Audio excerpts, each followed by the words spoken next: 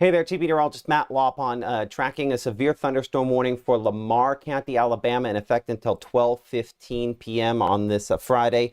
Good afternoon. Hopefully you're doing all right. We'll be tracking a few of these today. Hopefully not a lot of severe thunderstorms today, but not an impossibility to get a few to pop up around the region. Myself, or Emily Leonard, will be giving you some updates today. Happy Independence Day. Unfortunately, coming with this as we go into the weekend. So we're looking here from Haituki back to Star, south of Verdon, south of US, south of US 78, but also south there of Alabama 18, kind of moving toward the north. You can see kind of the edge of that rain-cooled air moving northward there.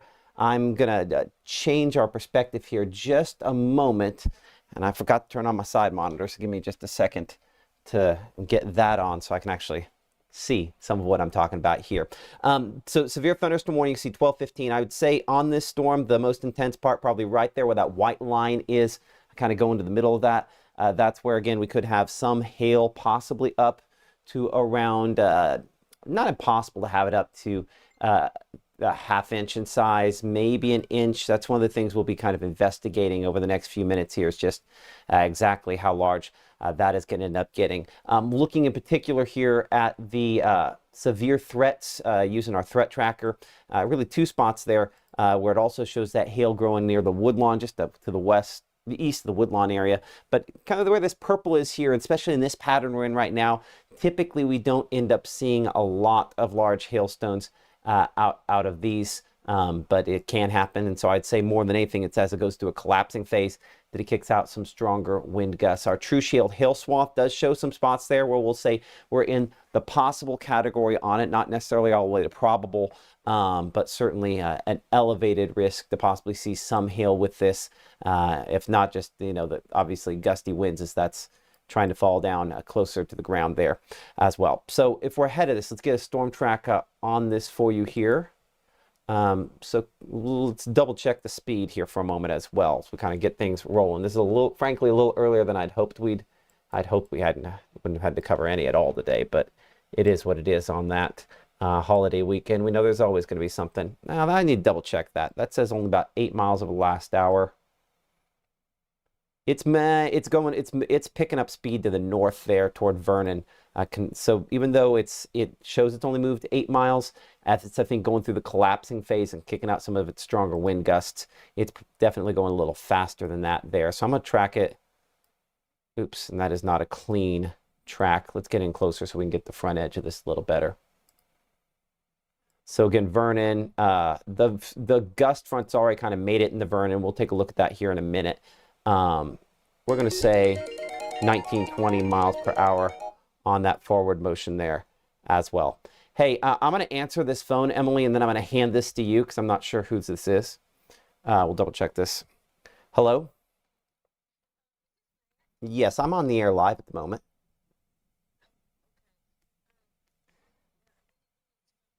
Okay, I will, Emily, this phone call's for you. I'm going to leave it on the desk here. I'm going to leave it open, so give me just a moment, and she'll come in and pick it up. So stick with me. You're welcome. You're fine. So again, let's kind of reset things here for a moment as we look at this 12:15, that time frame on this severe thunderstorm warning. Not impossible that this does, again, cross the state line and at some point possibly cause some wind issues there. As we talked about the last couple of days, it usually kind of starts with one in this situation, and then they kind of blossom from there on what we see. So here's our camera in Amory, and we're going to look a couple different directions on this camera here to kind of get a good look at exactly where this is going. Let's give me a moment. I'm gonna try something new on where I'm placing all of my stuff on the screen here. I'm gonna try putting the cameras out in front of me, and maybe that'll make it a little bit easier there. So we are looking, see, that's still looking west. So these are looking at the storms that are kind of developing there. You can see kind of on our inset on the screen there, just a little bit north of Amory. That's the thunderstorms that these are in. So those are still kind of in the development phases. There's a little boundary there that those are somewhat attached to. Let's go ahead and pan our camera around, again, looking northeast. Looking east, we're going to be kind of looking through that tower, but southeast, looking towards some of those strong to severe thunderstorms. I'm going to get my angle correct on that. That was a lot of spinning of the camera. Make sure we're looking, we got to look a little bit more southeast than we were looking there. So we might have a decent shot looking at that from up in Aberdeen as well. Get another good look at it. Yeah, so looking southeast, that's our severe storms approaching. Still a little ways away, so we don't have the greatest look in the world, you know, at the features with it. I will say, kind of looking toward the top of this, and I don't know if it's going to let me pan it any higher than we have it now. It's not.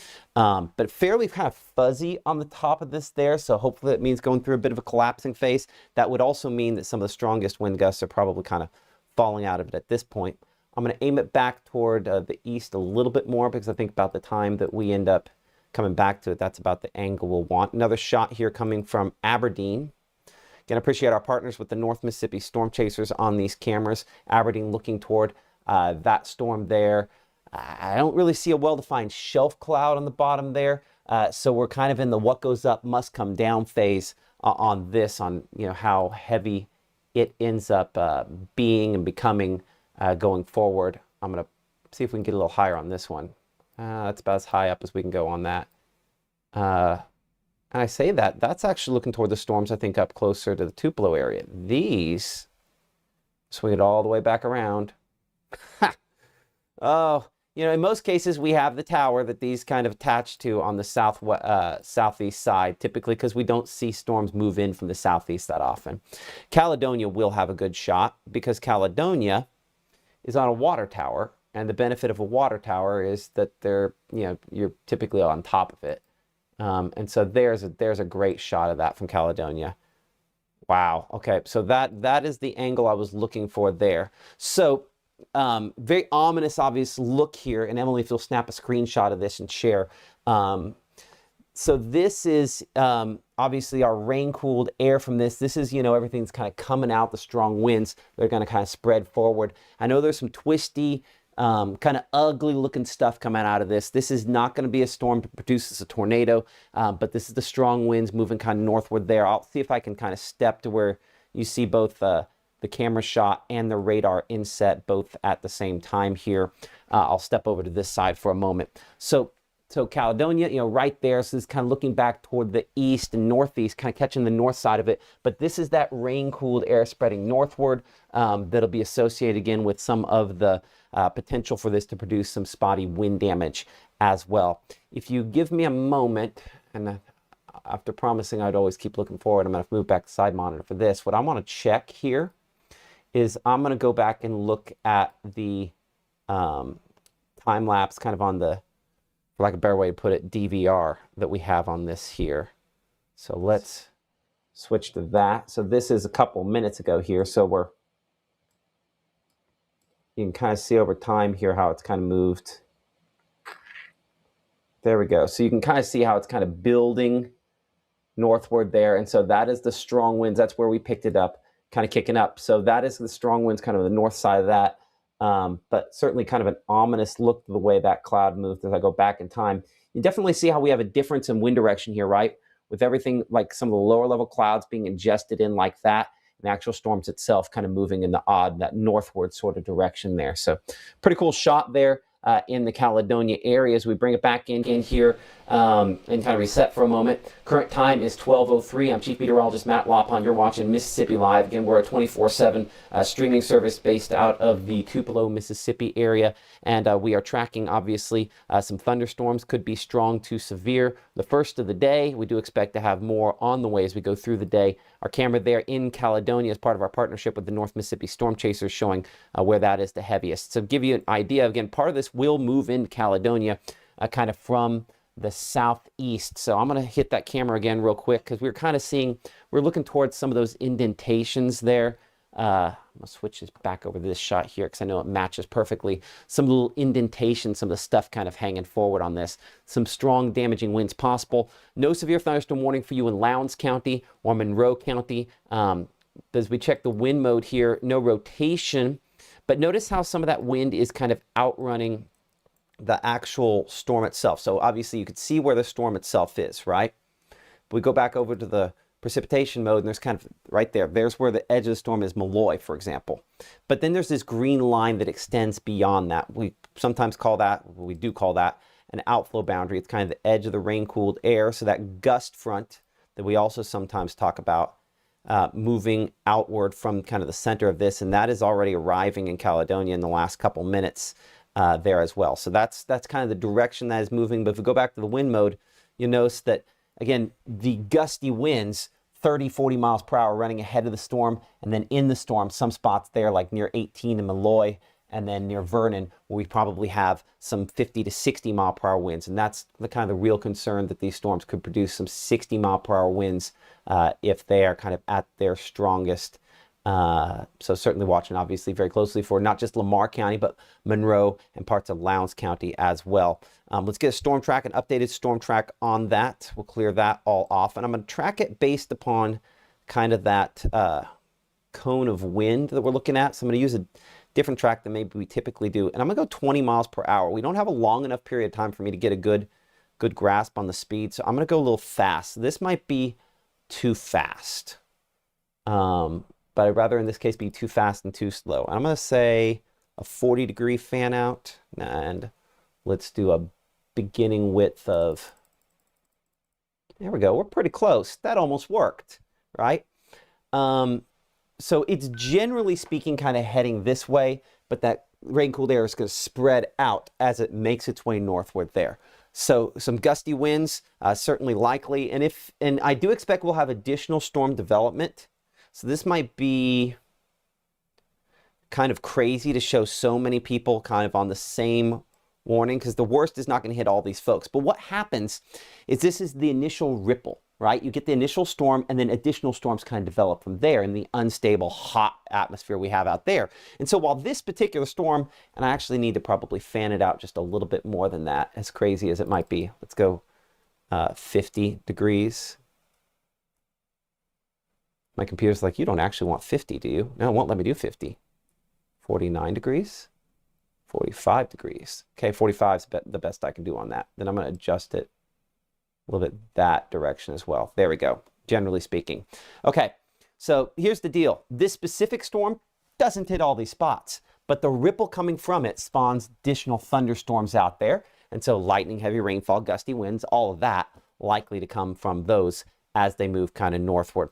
I do appreciate y'all for, again, coming alongside us here on Mississippi Live, and for joining us today. I know we have, again, typically have a pretty robust chat of people with questions, things of that nature. I have to move one thing behind the scenes, make sure I can kind of read all that as well as I could.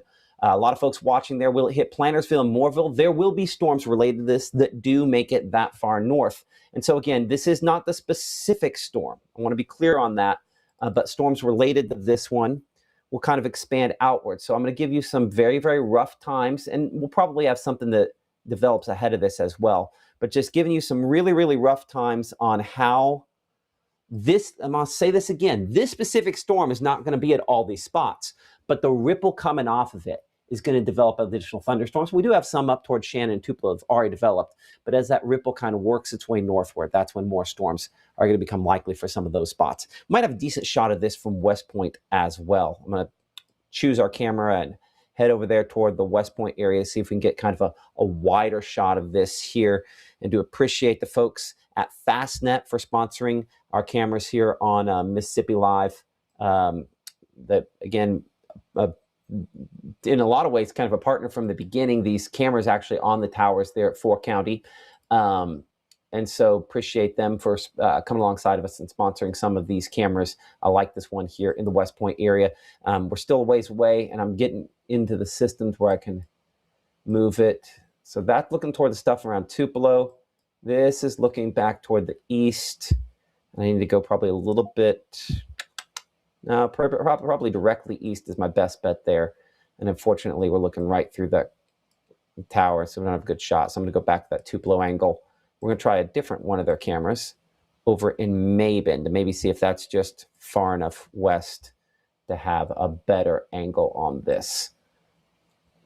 So as we go to Mabin, and we'll swing this one around. Okay, I'm gonna put these back on auto again and see if it'll, I'm gonna set some of these looking for storms. Apparently that's not. We'll go auto storms. I'll go back to manual here. Go swing it all the way around. I know it's going to point down for a second here because it's at a little bit of an angle. We're going to have tower in the way again, aren't we? Everything we built, knowing that storms typically come from southwest to northeast. And so everything we built has a tower in it looking back toward the west, unfortunately. That's just part of it today, I guess. Maybe let's go back over to Caledonia, where that storm is kind of moving in as we speak. Not necessarily the severe part of the thunderstorm there, but the gusty winds. You could see the camera bouncing a little bit there in Caledonia now at the latest time as that storm's kind of moving in. Temperature 90 as of the latest update. That's the thing. We have a lot of humid air for this to use up. And they'll certainly do that today. Let's answer some of these questions to the right of me. Will there be tornadoes from Monroe County? No, that's highly unlikely in this scenario for us to see tornadoes. I will say it's not zero, get maybe a little spin up, but I'd say highly unlikely that we end up getting tornadoes from storms like this today. So hopefully that brings you a little bit of comfort knowing that. I'm going to pan our camera just a little bit. Again, always a tower to the east, but looking straight east and kind of between the features here. I mean, that's that rain pool there. Still a ways away with the heavy rain and gusty winds and whatever else has up there to the north. Let's get off the cameras for a moment. Let's bring it back in here to Mama Justice Doppler radar. Again, you have kind of that general track of where these are going. Let's go ahead and clear that off. And let's look here at the wind. One thing I find interesting is that up here toward Gatman, this storm is a good example of what we were talking about, right? We said that this is the initial wave and then other thunderstorms develop on it. This one near Gatman, Sipsey Fork, that's one that's doing it right now, kind of going through a bit of a development phase there. If you have storm reports to send us, please share. The reason that is important and valuable is because that allows us to be able to, again, pass that information along the National Weather Service. So if you use the Mississippi Live Weather app, it's probably the easiest way possible to kind of share any of those pictures that you do have with us, free and available for all those different devices, and pick up our apps for Roku, Apple TV, and Fire TV. In particular, that Roku app. We might have something special coming up on that for you pretty soon. We did launch news after all. So anyway, pick up the Mississippi Live Weather app, free and available on all the different places, on all the different devices.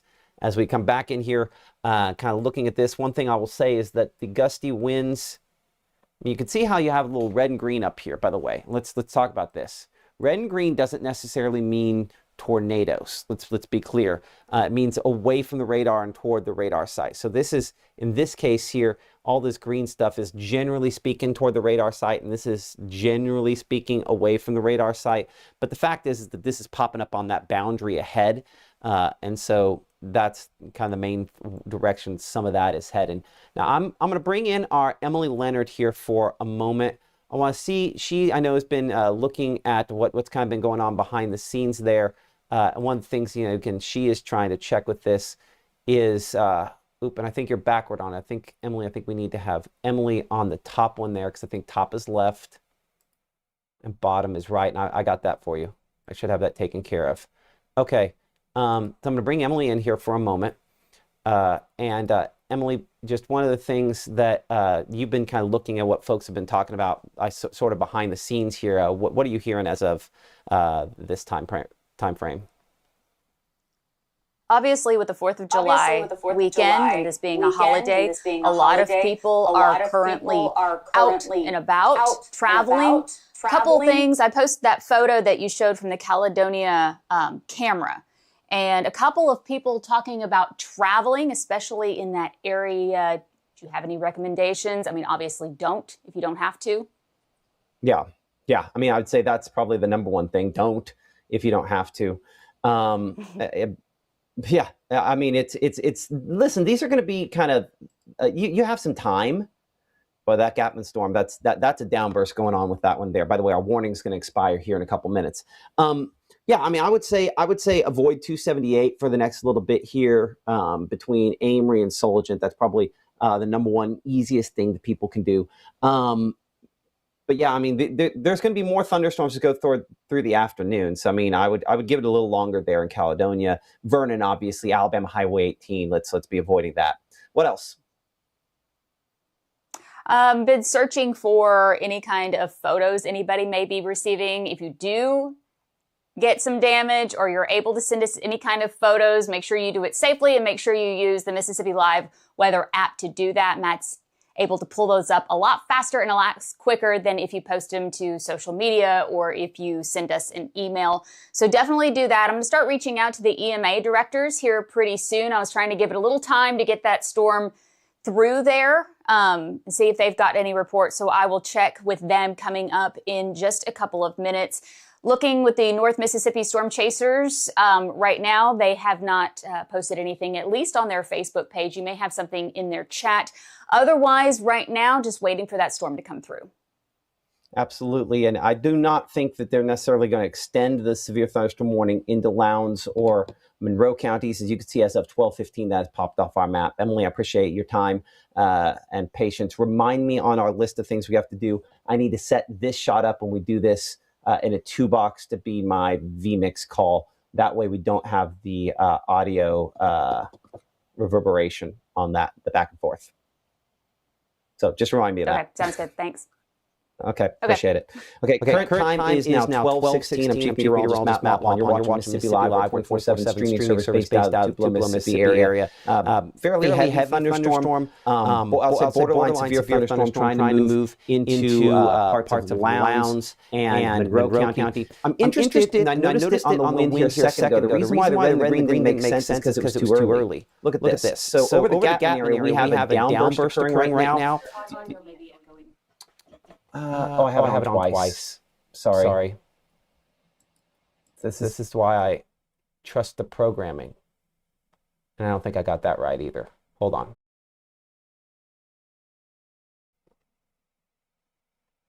There we are. Okay. I'm going to change that in the boxes, right? Emily, if you'll change in the boxes, it doesn't exist. Never mind. I'll get that figured out here in a little bit. Okay, downburst. Let's stick with that for a moment. See how you have the red on this side, green on this side, away and toward? It's almost pointed directly there. See how this is going toward the radar site in Greenwood Springs? That's going away from the radar site in Greenwood Springs. So even though we've got the red and green next to one another, it's easy to say, whoa, is that rotation? It's not. In this case, it's downburst. It's going both directions. So there's probably going to be a little wind damage. I know there's not a lot of folks that live right there on 278 in the Gapman area, but if you know someone who does, it's highly likely you're probably going to get a little bit of wind damage, tree damage, stuff like that from that. That's a solid downburst there as well. So now the difficult part about that, good if you're not in the area, is typically there's not a lot of tracking that's go on with this. See how the storm itself isn't moving. It has just popped up and it's bursted up higher because this outflow's kind of undercutting it. So that's going to boost it a little higher and it'll go through the collapsing phase and it'll be all dead here fairly soon. But that is I think going to probably produce at least some sporadic wind damage at that spot there as well, a possibility. Let's see how things have evolved over the last 20-25 minutes or so, and I'll reset for a moment. You're watching Mississippi Live. We're 24/7 weather streaming service based out of the Tupelo, Mississippi area. If you haven't downloaded our apps, make sure to do that. Roku, Apple TV, Fire TV. We stream live when there's severe weather. We don't when there's not. And so it's a decent chance that we stop down this live stream here in a few minutes. I was up till 5 in the morning last night working on trying to get some of the audio stuff fixed and working for Emily there. So I'm not 100% on energy today. If we think we have something potentially damaging, obviously we're going to be on and we're going to be covering that here. But we also don't want to come across as though we're hyping something here as well. But I will say that I do think in a couple of very isolated locations, sporadic wind damage seems possible. The fact that we've got, this is one of those scenarios here with this one near Gapman, where we would not have seen this if it wasn't so really, really close to the radar site there. Yeah, see, now it's undercut. For a brief second, you see the red and green as that's expanding out. You can even kind of see, watch how it expands. It goes, whoop. I'm going to make this a slower loop. Because this is something that when we talk about these sorts of things happening, but we don't usually have the data to be able to really show it good and close like this. Let's make that loop again. See how that's right there? You can almost see the ring. It's like it's in close, wider, wider there. So that is what's heading toward Mormon Springs there. And then of course this being undercut by that kind of the rain-cooled air that's kind of coming out of it in general. So a couple shots. We mentioned Amory a little bit ago. Checking our camera there in Amory, still fairly well building up. Let's go ahead and we'll pull down that QR code for a moment, and we will check over. I'm going to hit Caledonia real fast before we hit Amory, because Caledonia, things do look better than they did for you. The heaviest part of that, the strongest part is just a little bit north, but there's that rain cooled air. Notice how, though, if you look closely at some of these streams coming down, they kind of curve out. See the darkest gray? Sort of kind of curves out that direction there. That's that rain cooled air spreading forward as it hits the ground. Maybe previously a couple of hailstones. I don't think there's a lot of hail probably falling out of that at this time. We're going to work our way up to Aberdeen and then Amory, trying to get a shot of this here. Looking Aberdeen. And our camera there, this is looking northeast. So that would be kind of toward the leading edge of some of those storms that were there near the Gatman area. Probably have a shot of some of that building a few minutes ago. Yeah, here we go. Okay, so this is a time lapse coming from our, oops, wrong button there. From our Aberdeen camera. And so I'm going to go back and you can kind of see these storms blowing up over the last little bit. There we go. Okay. So, a moment here. So you can definitely see those kind of bubbling up, right? That is it, basically using all the unstable air we have out there and just kind of blowing and bubbling it up, up, up, up, up. And as they burst through like that, when they go through the collapsing phase, that's when they kick out some of those damaging wind gusts. So that was what it would look like in Aberdeen. National Weather Service there in Memphis choosing to issue a severe thunderstorm warning for Monroe County. That's a severe thunderstorm warning for Monroe County in effect until 1 p.m. And that's because of the potential for damaging winds with this storm kind of coming in. I think that encapsulates primarily the storm coming out of Lamar County and moving into Monroe, Marion, and Lowndes counties. When we're close up in here on our Amory camera, you can see everything kind of bubbling up on that one as well. I'm going to go back. I want to see the time lapse on this one as well, because I will bet you can kind of see that really bubbling up there. Gusty winds, the reason this severe thunderstorm warning has been issued. And let's go ahead and pop back up here. So this goes back to when I was moving the camera around a little bit. There we go. Now you can see it approaching, everything sort of bubbling up there as it gets a lot closer to the Amory area. So Amory, you are at the edge of this severe thunderstorm warning, not directly in it, but you can see everything kind of bubbling up there. So it's definitely kind of a rough sort of look. As we reset things here for a moment, I'm Chief Meteorologist Matt Lawpon. You're watching Mississippi Live. Our camera there with the North Mississippi Storm Chasers in Amory showing an approaching storm with potential to produce some wind gusts that could potentially exceed 60 miles per hour. As we bring it to the current time, that is that this yellow box is here. Is my audio? What's wrong with my audio? You sound like you're in a tin can. Check, check. Still? It kind of keeps going in and out. I think what's happening is I think I got different. Yeah, I got your mic figured out. You would think that my mic would be figured out as well. But go ahead and does it still sound like that? Or is that your earpiece? No, it's not my earpiece. Okay. Well, is it still? So it still sounds like it. Okay. We'll figure that out. Desktop mic. Up. It should be good. So. Oh well, we'll get that figured out. I apologize for that if there's an audio issue there. We'll get that figured out. Oh, I have a double. Okay, my microphone. Audio capture too. Hold on. I think we got it. Now, there we go. That should be better. Hey, you know what? We'll eventually get there, right? We added a whole new studio, so we're doing okay with that, but not perfect. Another one of those downbursts showing up here near north of Gatman near Splunge. that is what kind of this green and red area is that you see up here. This is another one of those downbursts near Splunge. So we're going to get these. These are occurring many other places. We're just not always close enough to the radar site to be able to catch it. But that area could be some 60-mile-per-hour winds. And I know it's easy to say, well, hold on. We've taught you red and green. Look for red and green. But in this case, green means toward, right? So green means it's coming toward the radar that's right there. Red means away. And so instead of us seeing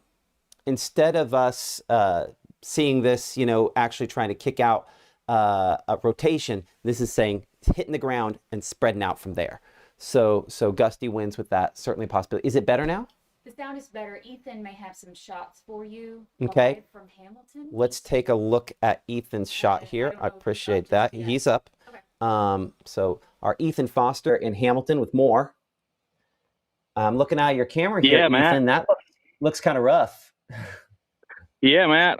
It was kind of centered off into the, I guess that would be the southeast direction. Probably about 20 minutes ago, came out for my my daily walk that I like to do out behind the house, and now you can kind of see it's really shifted to cover pretty much north to south on the eastern side of things. So that kind of goes in conjunction with that severe thunderstorm warning that just got sent out on the app. Of course, I was checking that when I saw that hail was approaching about 20 minutes ago, and that's when I saw you were up and live. So came out, threw it up, figured.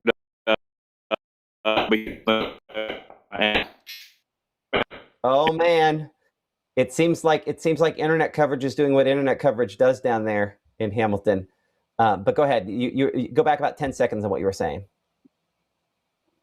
Yeah, I was just mentioning that saw the updates on the app saying that the severe thunderstorm warning had been issued. Right now, I know it's a little juddery. I'm trying to move slow so that it doesn't look too bad, but I can tell the wind is starting to pick up coming in from the east and blowing to the west. It's actually really starting to pick up now as I'm mentioning it. So, it's actually very cold air now that I'm kind of paying more attention to it. So I can't complain about that on a very cold air. Actually, I mean, that feels like 70-degree air that's hitting me right there. I feel like I'm in the air conditioning for a second there. So that's kind of interesting. I mean, so that's your rain cooled air hitting you. So this is what we call the gust front. And what we show this a lot of times, outflow boundary gust front. I mean, it's right over top of you. And that's a pretty decent distance away from the storm. So it shows you that what this is I always kind of liken this to when kids, I blame kids, not like I've ever spilled water, but you spill water on a counter and you watch it kind of roll out in that sheet. That's what's happening here. That rain cooled air hits the ground and it's spreading out toward you. So congratulations on winning the temperature lottery today, Ethan. Yeah, and I was going to show you some of these little baby cotton plants down here. You can kind of see the wind blowing them around close to the ground here. But yeah, very interesting. I'm not chilly by any means, but definitely cooler than it has been. Absolutely. Hey, I appreciate that, Ethan. Appreciate you pop on. Hey, happy Independence Day. I gave a bunch of people shout outs yesterday. I want to make sure to give you one as well. Our Ethan Foster, thank you so much for, I say sports on there. You probably do more weather live shots than you do sports live shots, if we're honest. But thank you so much for being a part of what we're doing here and the hope, obviously, of expanding sports. We know that certainly a lot of that's going to ride on you and Will as we continue to go more into more things. Absolutely, Matt. Glad to be a part of it, and glad that Emily's on board now. Knew it was coming for a little while, and glad now everyone else gets to know. Well, I know, and it's one of those. It took a lot of negotiation with Emily, but eventually convinced her to come over to the streaming side. But I appreciate it. Thank you so much. Hey, happy Independence Day, and I'll keep looking at your shot, and we might pull it back up in a little bit if you want, or hey, if you just want to enjoy your day off, go for that as well. We'll probably get inside. That's pretty All right, shot. I'll keep an eye on it, Matt, and if I see anything interesting, I'll let you know. Thank you. Appreciate it. Our Ethan Foster there in Monroe County in the Hamilton area with that rain-cooled air hitting him. The strongest winds are just north of that, going right over top of the radar site. Two areas of concern that we have up there in Monroe County. I have this area where we have this downburst ongoing up here near Splunge, where this is kind of spread apart there. Strong gusty winds with that. And this other one here right along 278 near Gatman moving toward Quincy and right up 278 in the direction there of the Amory area. So sporadic wind damage, I think, probable with this here as that's Now listen, if I go in and I start like picking out individual pixels, I only show 40, 50 miles an hour. I think it's possible we have a little bit greater than that with this, and so that's the reason this warning has been issued. Let's get a new track on two things. First off, I'm going to initially track, and first, the reason why we're concentrating, by the way, all on this, if you just look at the number of lightning strikes, about 800 lightning strikes in the last hour on this storm. None of the other thunderstorms are as electric, thus they're not as strong. So let's go ahead and track this northeastward. The individual thunderstorms, excuse me, northwestward. Look about 21 miles an hour. That might be still a little fast. I need to double check that speed. It's been around long enough that I can actually kind of probably make an estimation now. So let's do some math here. My daughter working on some math in the other room. This is why we do it. So we're going to go 8 times 4, 9 times 4 is a little less than 40 miles an hour. So it has definitely picked up from its 8 or so that we looked at a little bit ago. So let's go ahead and expand this forward then based on that. And that's the thing, we do expect it could run faster, like this storm that we had up there near Splunge. So I'm going to track it though from where the main storm is. I'm going to do that at about 40-ish miles per hour, and there are thunderstorms running ahead of this. So while it starts off as a little track there, we're going to definitely expand that. So let's choose squall track. Let's expand that out. We're going to make that 45 degrees, and we're going to make it wider than that. And we're going to go out a little longer as well. We'll get it all the way for some times when that strongest part could make it up toward the Tupelo area. So you can see right now, again, severe thunderstorm warning ongoing there for locations in and around Monroe County until 1 p.m.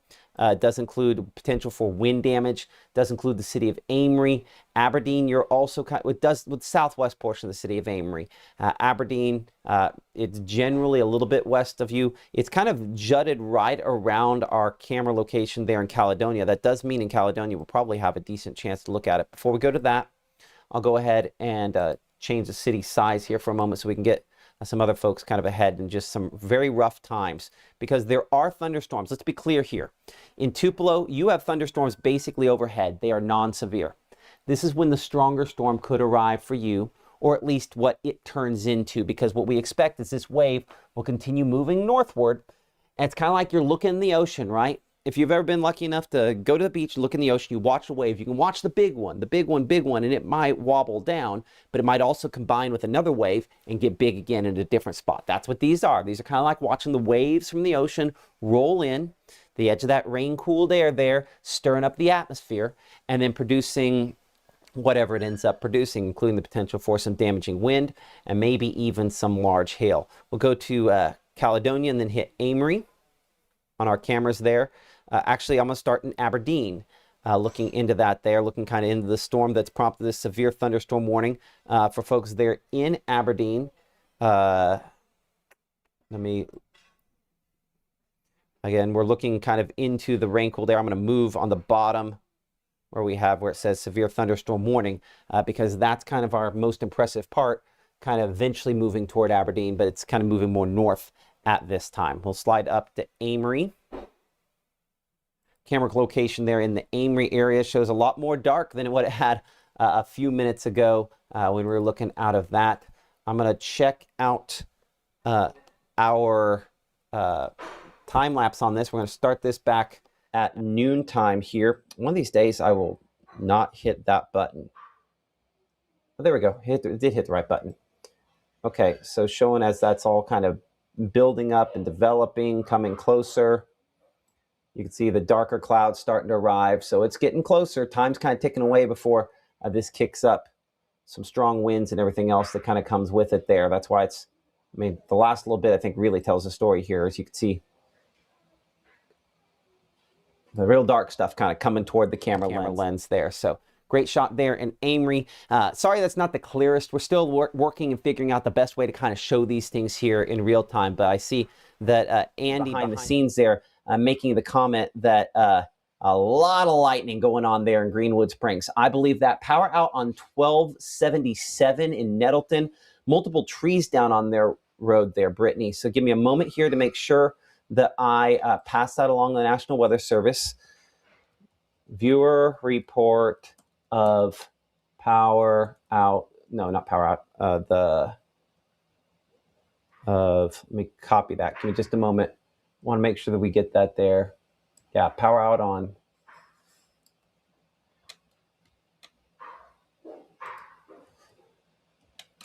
So that's in Nettleton, which is interesting. That's not this storm. Let me go back up here and just double check some of your comments here. Audio definitely better, thankfully. Okay, I don't see any other obvious ones. If you do have, stuff to report, let us know. I appreciate that. I'm gonna go ahead and bring it back here over to radar. And if we had some trees down there in Nettleton, I want to get a better look at that as well, to make sure, because what we talked about a moment ago, right?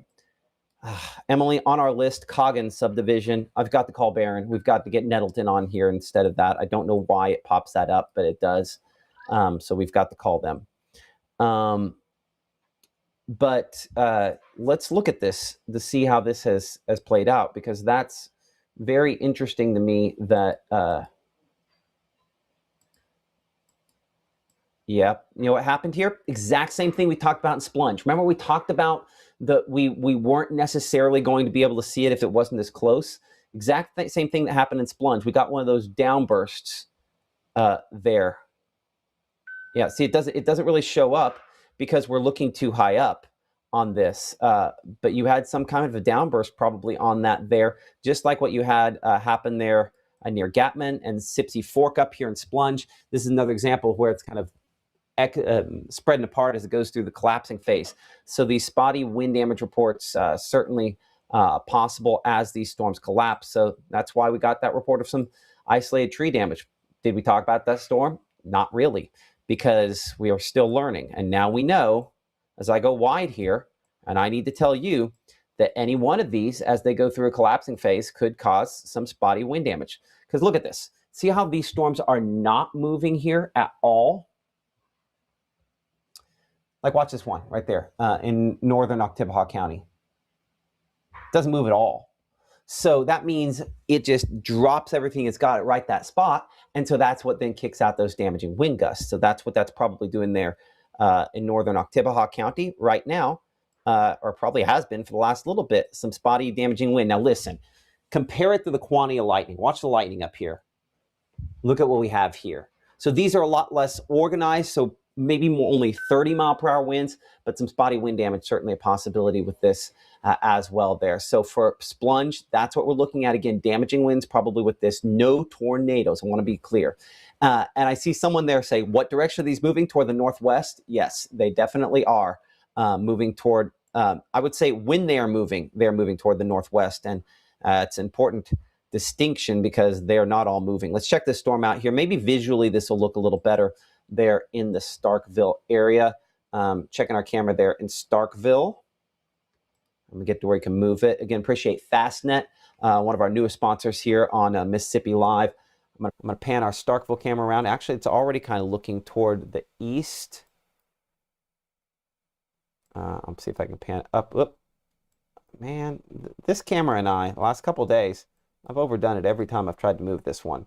So this is the east and looking kind of northeast toward the leading edge of some of those storms.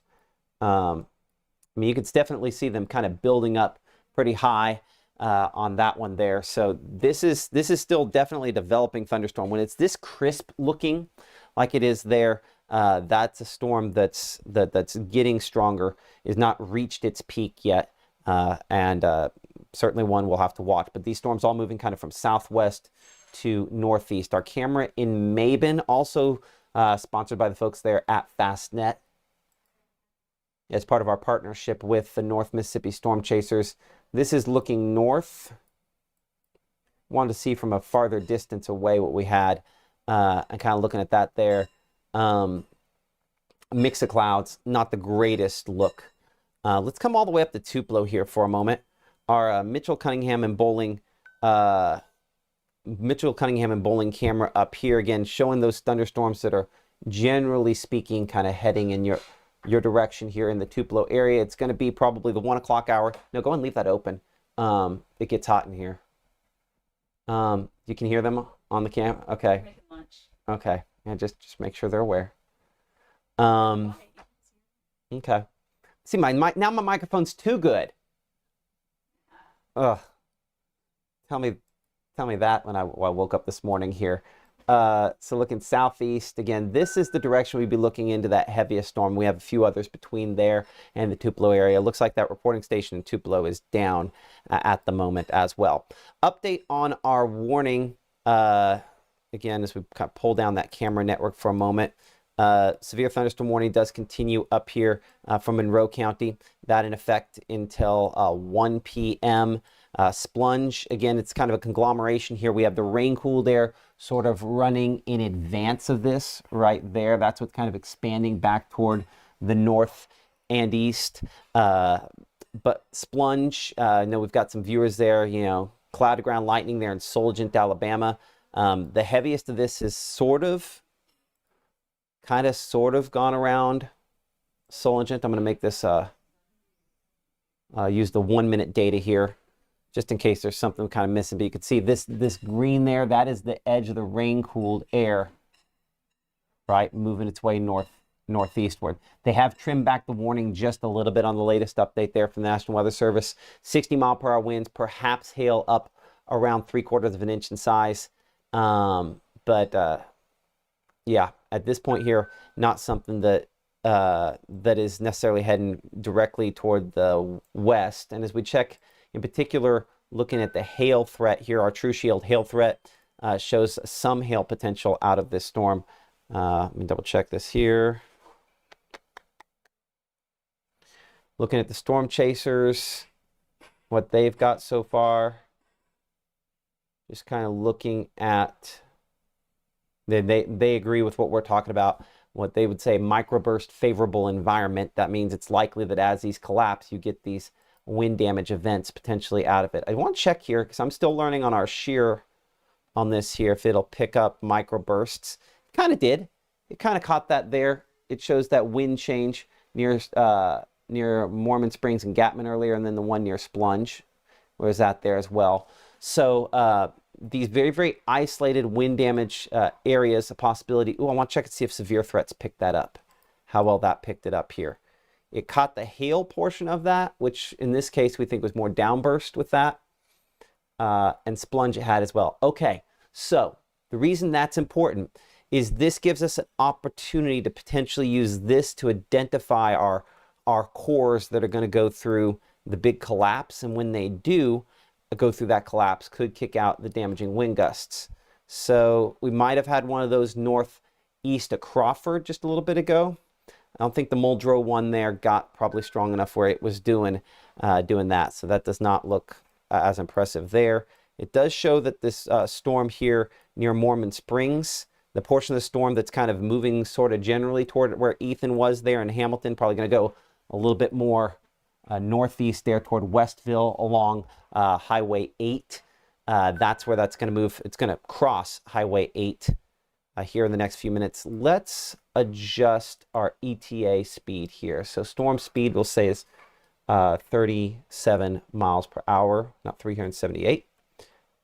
Let's check and see how that works. If this is a tool I used to love. I want to see. Yeah, so we show that's about 7 minutes and 4.5 miles, the heaviest portion of that from crossing Highway 8. The wind gusts, the initial wind gusts are already doing that there. And then we look toward the storm up here. See that toward Smithville? I've had this one just kind of pop up, barely showing up. This is going to be the next one here as we're kind of connecting the line. There's a line right there of rain-cooled air. And as we kind of connect this line here, that's going to then allow these storms to probably produce some of these spotty wind damage reports again as well. So this is, yep, another one we show right there near Bristow. So this one's about to kick out 50 to 60 mile per hour winds there as that rain-cooled air hits the ground and spreads out. That's kind of the next bogey that we're at least able to pick up here, possibly doing the same thing with that Carolina storm as well. Let's look back here toward Troy and Chihuahua there. And to do that, we're probably going to have to go back to our Tupelo. Actually, we could probably hit Houston with that camera and check that out. You're watching Mississippi Live, by the way. We're a 24/7 streaming service based out of the Tupelo, Mississippi area. You're looking at our North Mississippi Storm Chaser camera there in Houston. One of these days I will learn the alphabet in my head good enough to not have to sing the alphabet song every time I want to figure out the order on these cameras behind the scenes. But Houston, this is looking toward the north and naturally toward the northeast. We're looking through the tower there, so we don't have a great shot on that one toward the northeast. But I'm going to switch this around toward the southeast. At some point, additional storms could try to develop in from that direction. This way, we've kind of got Houston protected as those storms move toward you. Pick up our apps for iOS and Android devices. We do some news here on Mississippi Live, and I'm going to get a check from our Emily Leonard here in just a second. I'm going to see if this is set up to where on my 2-box it will do my other call there. So maybe we don't get the audio issue. But Emily, if you will kind of hop in front of the camera there for a second. I don't know if you can hear me. There we are. Okay, I'll get kind of an update on what you are finding out as of this time. And you might not have a whole lot that's really coming. That's entirely possible as well. What's going on? Can you hear me? I'm hearing a lot of Matt Lawpon in my ear. Yeah, I can hear you. Double? I just hear a lot of you coming at one time. Right now, I'm going to take this out for a second. So right now, a lot of people are just watching. We haven't been getting very many pictures in on Facebook. I don't know if you've been getting any on the app. Of course, we told everyone to send them through the app, and I'm not able to see those just yet. But most people just talking about cool air, feeling really good. Don't blame them there. Of course, the thunder and the lightning as well. And that's just kind of what's happening right now. I posted a little bit of the track of where this is going, leading into at least the early portion of our afternoon. So you can check that out as well. Okay, that's our Emily Leonard again joining us. Yeah, no real reports coming in from emergency managers you've talked to yet, right? No, not yet. Okay. Well, I appreciate it. Thank you so much. Our Emily Leonard, we're just going to kind of keep checking back in with you and see. No news is good news in that case. We'd love to hopefully have a lot more time like that. Current time is now 12:47. You're watching Mississippi Live. We're looking outside in Houston. We're going to go over to our Tupelo location here using our North Mississippi Storm Chaser camera network, and appreciate again Mitchell Cunningham and Bowling for sponsoring our Tupelo camera. Number of other folks stepping up here in the last week or so to sponsor what we're doing. We've mentioned Fastnet for the folks in around Golden Triangle and 4 County Electric. Our newest sponsor I'll get to here in a minute up in Iuka, Farmers and Merchants Bank. But as we look in this Tupelo camera here for a moment, is my mic doing it again? What's going on? You're going to have to tell me what fix my mic means, Emily. If you're going to give me information, I need more information than just fix the mic. And that's the more information. Lots of me. Is there a mic problem for anyone else? It might just be your ear, Emily, that you're getting this. It's entirely possible that you have the stream. Give it here. I need to hear it. You want to talk about, give an update here, and I can go back there and hear it?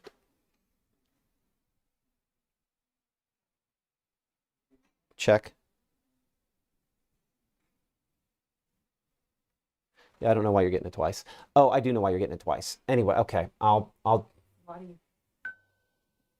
Okay, well, I can't fix it right now. Sorry. Is it just me? It's just you. That's not everybody else getting that. So sorry about that. Yeah, I'll have to figure that out, Emily. I can't do that right now. Okay. So let's go ahead and reset things here for a moment. We're looking in Tupelo. Again, storms kind of on the west side of town, getting southwest side of town, getting a little bit heavier there. Yeah, everybody else hears me just fine, Emily. So Mitchell Cunningham bowling camera there. That's the one we're looking at kind of southwest of town. I'll bring it in a little bit closer here. This is the one near Troy. I say southwest town. It's really more out around Troy and Furs, south of the Trace State Park area. Gusty winds probably increasing on this one, though we don't show it at the lowest level. We're also just far enough away from the radar site that that doesn't always show up at that distance. Let's bring it back in here to our severe thunderstorm warning. And before we do, I'm going to just kind of outline a couple things. This kind of gives us a guideline of where these storms are and where they're going. I'll do one arc that color. I'll do another arc this color here. And these are basically all just expanding in their own directions based on where they started, right? Think of this like you had some kind of, I guess not cosmic, but gigantic rock that was tossed into the lake of the atmosphere. And so in this case, somewhere around here is where it originally started, and they've all kind of expanded from there. Hey, Emily, you're going to go on and grab my phone to maybe see if you can send in those pictures using the app from Ben. But we got the initial spot there, the other spot here, and they're both kind of expanding outward. So this gives us an idea that this storm, this batch of storms up north here, is going to continue kind of expanding in a northerly direction more so. These will kind of all go kind of out from here up northward. But this is the batch that's a little stronger, and where we're most likely to probably see something produce wind damage. I know there's a lot of gone full John Madden for the people old enough to know what that means.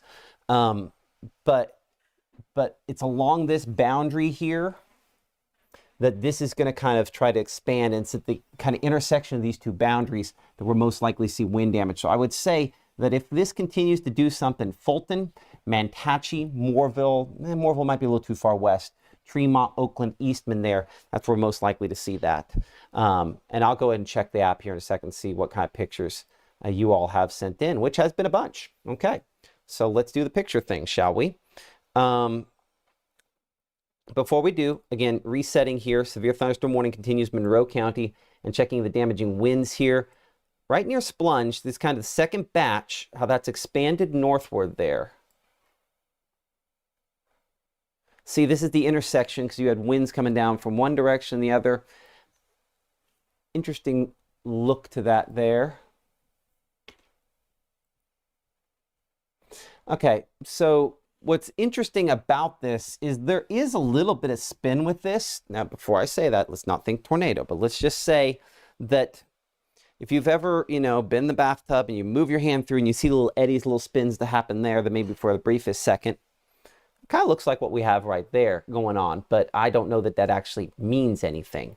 So let's look at our cameras to find out if it does. That is why we have these cameras. And so our Amory camera, it's going to be kind of a hard shot. You can see the gusty winds moving into the Amory area now. And we'll go Amory.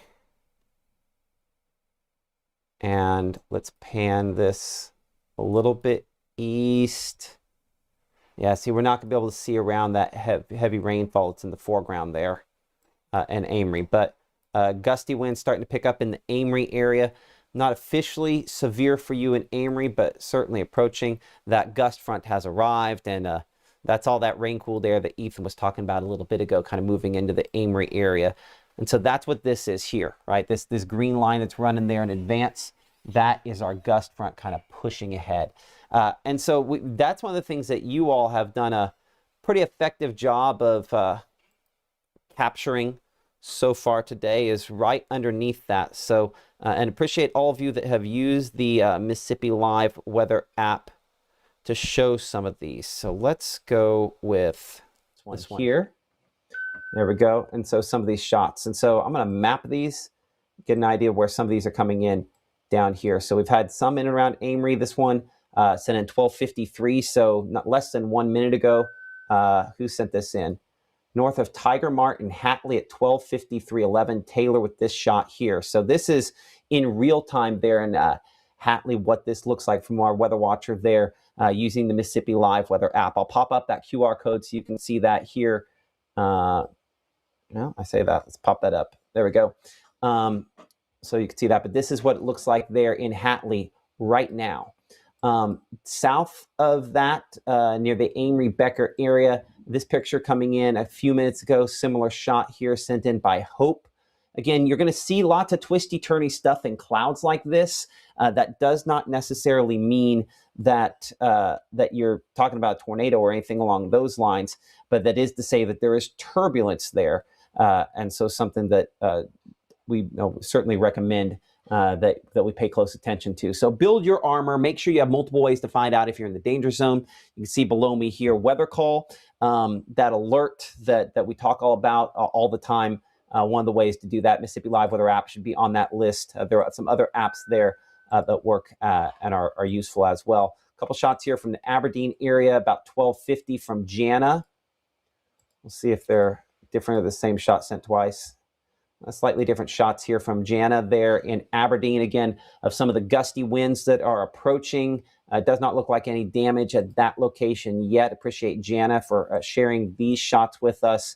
And of course, at the bottom there, having the pool that I'm sure she'd rather be in. But the gray that you see there, strong gusty winds, again, approaching Aberdeen. Strongest part of this probably stays a little bit to the north and really north and east of Aberdeen is where the heaviest part of that one will be. Checking a couple other shots. We mentioned a minute ago a few reports. Let's go wider here. Up closer to the Tupelo area. This shot here, some crazy clouds. This coming in a few minutes ago, watching those storms developing, looking toward the south, and additional storms likely to be occurring here pretty soon. Appreciate Faith for sending that one in. Looks like that was technically yesterday there on that one. Let's make sure we keep it just now so we have the latest. And checking to see if we have damage. I do not see true damage pictures on any of these yet.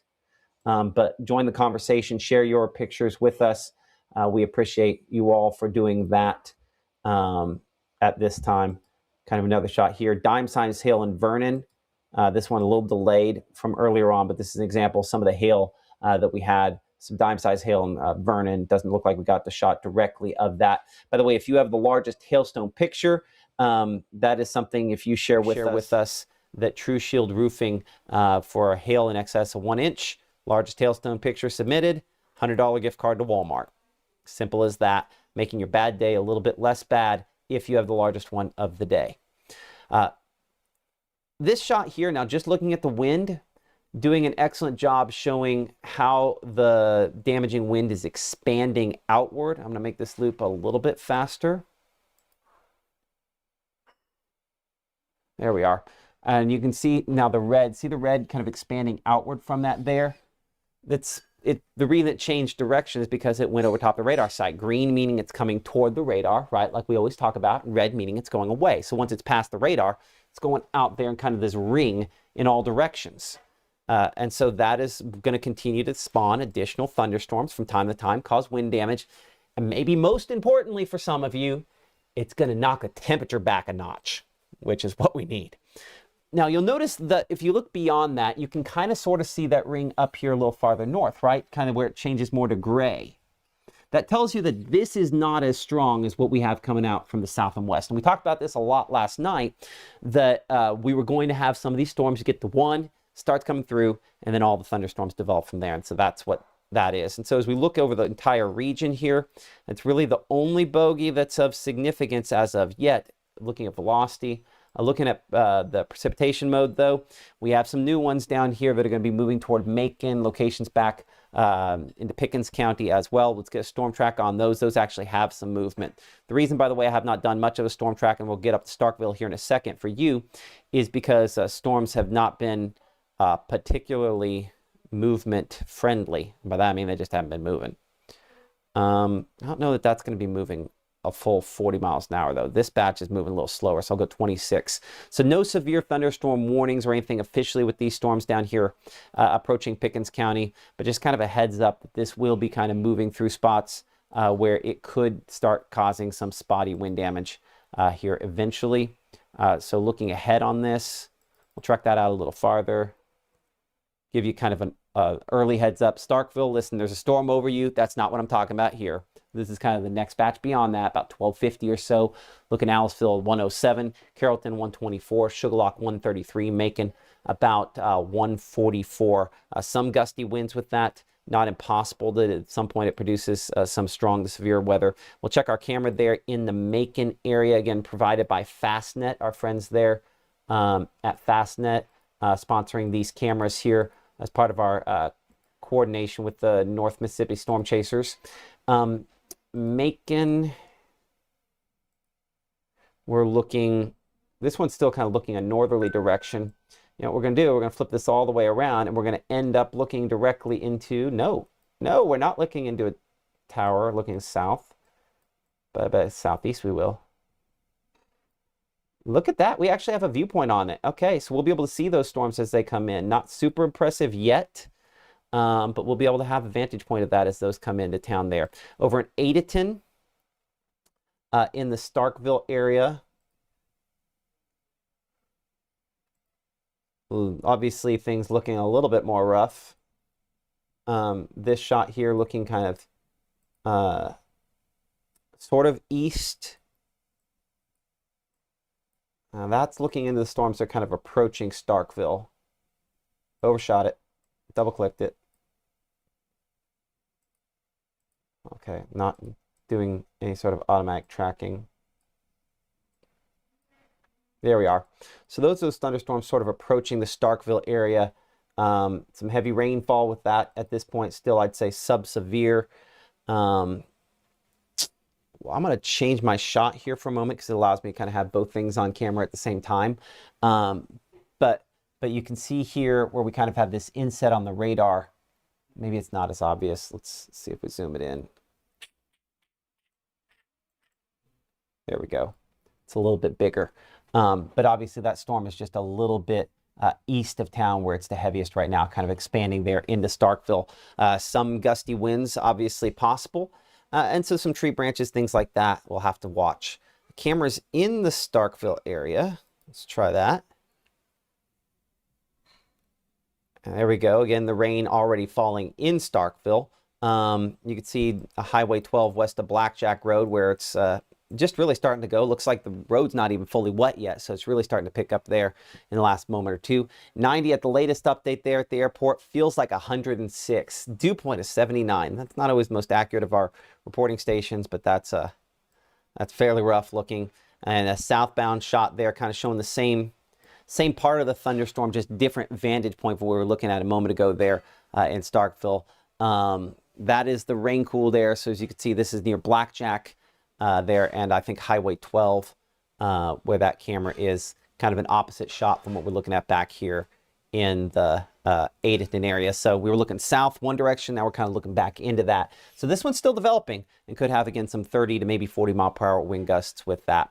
Sliding up to Houston, giving us kind of a wider shot of some of the storms ongoing out there. Looking back toward the south and west, not a lot at this moment here moving in, but Amory has become more active here in the last couple minutes because that storm is kind of moving in. Now, it does look like National Weather Service has gone ahead and allowed this warning to expire on time at 1 o'clock. Heavy rainfall sort of moving in. And as I'm just kind of looking back here through some of your discussion in our chat back and forth, obviously most of the complaints have been about loud thunderstorms, hunkering down. Mike is fine, appreciate that. You're good on audio on the stream, no doubling there. Good to hear that. Pontotoc watching, Faulkner watching, Greenwood watching, Belmont watching. Again, a lot of lightning out there as I'm just kind of going back through some of your comments. And heavy rain remains kind of the biggest issue that any of these storms are producing, but spotty wind damage certainly a possibility as well. So any severe storms in Tupelo today, very possibly. I think that's one of the headlines that we don't want to overlook with this here is that we very possibly could have some severe storms with this. You know, one of the reports coming in just a second ago was some hail reported in the Palmetto community. So right kind of middle of your screen there as that moved through on the southwest side of the Tupelo area. Our camera there, if that's a fairly fresh report coming in from our Emily Leonard, I'm sure that passing along what you guys have said in the chat there. That's the thunderstorm we're looking here out of our Mitchell Cunningham and Bowling camera in the Tupelo area. So let's adjust this camera shot perhaps just a little bit. I think we're as far out as we go. As we go to the right here, you can kind of see This is the, oh, it's behind the logo. There we go. So there's that. That's probably whatever small hail that has kind of working its way sort of ahead of that there. So is it possible that this could produce some strong winds? Yeah, it could produce some wind damage. Remember ice storm. Have I said ice storm today yet? Okay, every single time we have severe weather for the next 3 years, I'm going to say the words ice and storm. Not trying to do PTSD on anybody, but the reality is that trees are weaker, and over time, I have them on my driveway, you have them on yours, some of them are going to fall. And so that's the concern, is that we're going to have some of those that probably end up falling from time to time, even in this kind of weather here. I do see Shiloh and Friends Production asking, is there any tornado threat? Not of any kind of significance. I would say it's not zero, but I would say the tornado threat is well under 1%, well under 0.5%. It's just one of those, like, about the time I say no, it's like, oh, something weird just happened. So I would say still very, very low likelihood of us seeing tornadoes in this scenario here. A much bigger likelihood of this, which is what you guys have been sending in.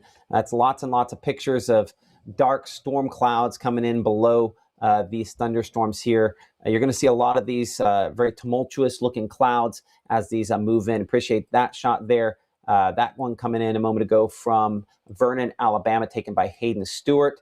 This is one of the things that I'm always concerned about. At the Blue Bluff campground, Shaw Stewart sending us this shot here. Don't be on the lake when these come through. You don't need a tornado to have some real issues. So just don't be on the lake, because those aren't whitecaps yet. But as that moves in and moves through, you're going to have some issues. And maybe they're just on a dock. Hopefully that's the case there.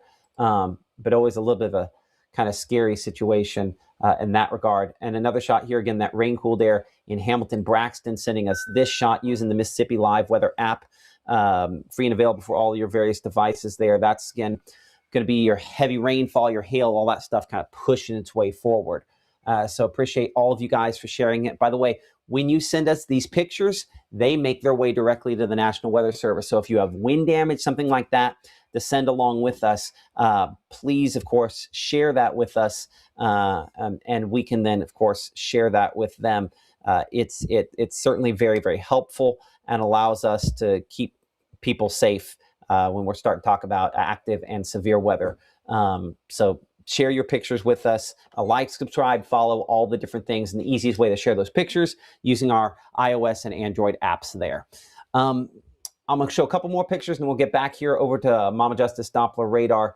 Most of the shots just of dark clouds. I don't really see a whole lot of pictures of damage. So another shot here, again, along a water feature.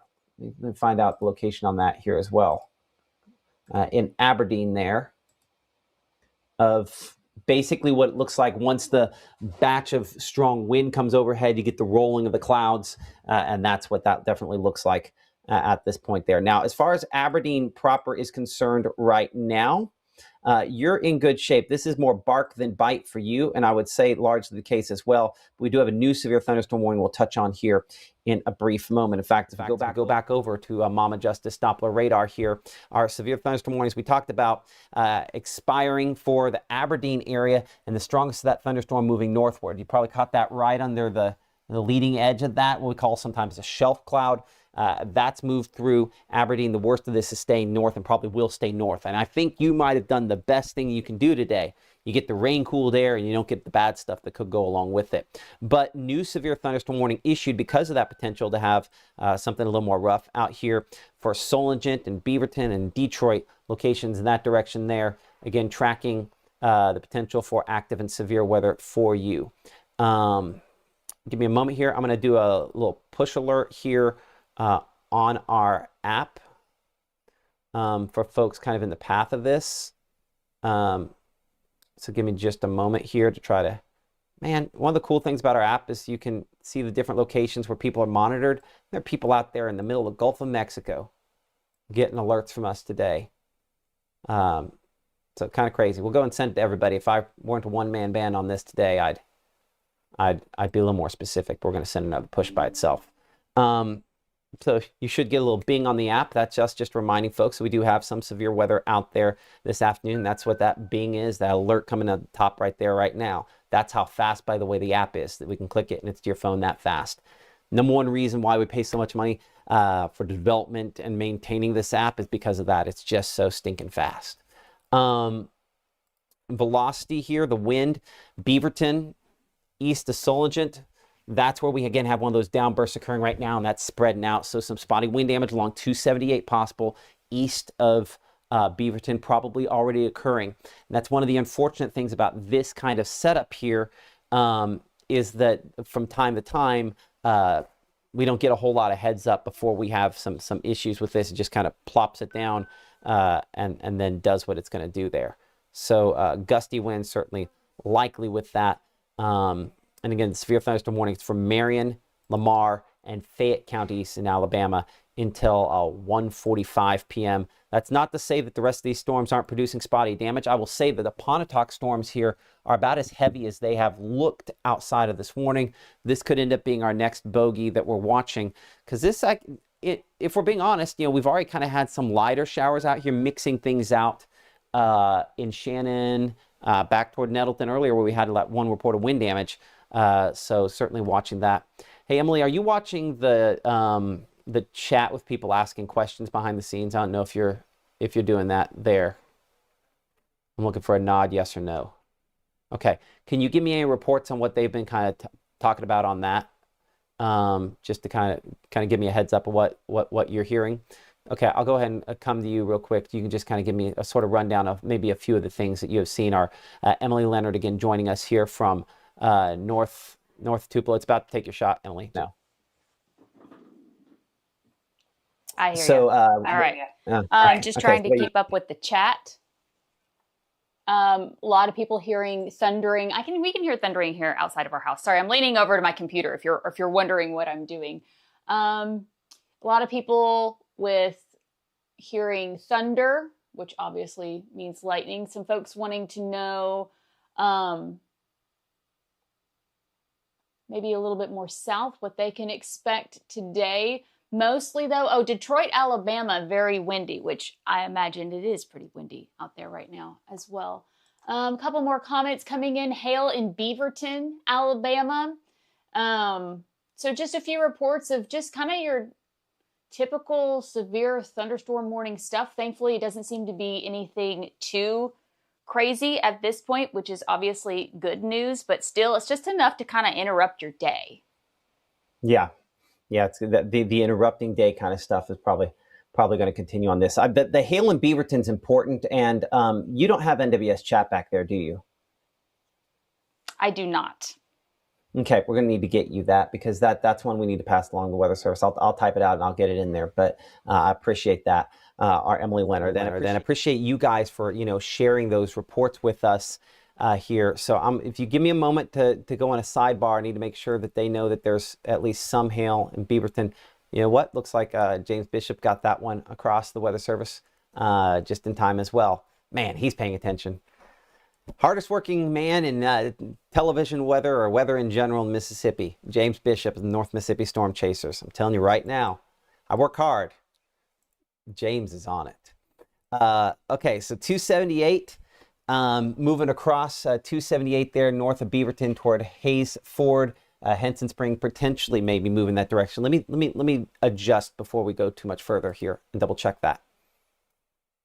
Yeah, it is. Yeah, it is. So because that's produced a little bit of hail, let's double check and see using our True Shield hail swath whether or not that's increasing a little bit there. We're going to use instantaneous hail on this. Not showing a lot yet. It doesn't always show a lot in this kind of a day, but it is getting a little stronger there. Let's look 3D on this. And one of the problems with looking 3D this close to the radar site is that it cuts off the top of the storm. But man, that one toward Wayside. Hey, Ewan, we're going to look at this for you here in just a second. I want to try to keep a train of thought going for a moment. This is the one here we're going to watch go northward there around Beaverton, dropping some of that hail. But this one out just a little east, Winfield as well, that's got some severe hail potentially with it. And if that goes through the collapse, that could have some issues. We'll start off with this one. Actually, let's take both at the same time. If you can bear the fact I'm be a little wider. Also, looks like up there north of Florence, some of those getting a little stronger too.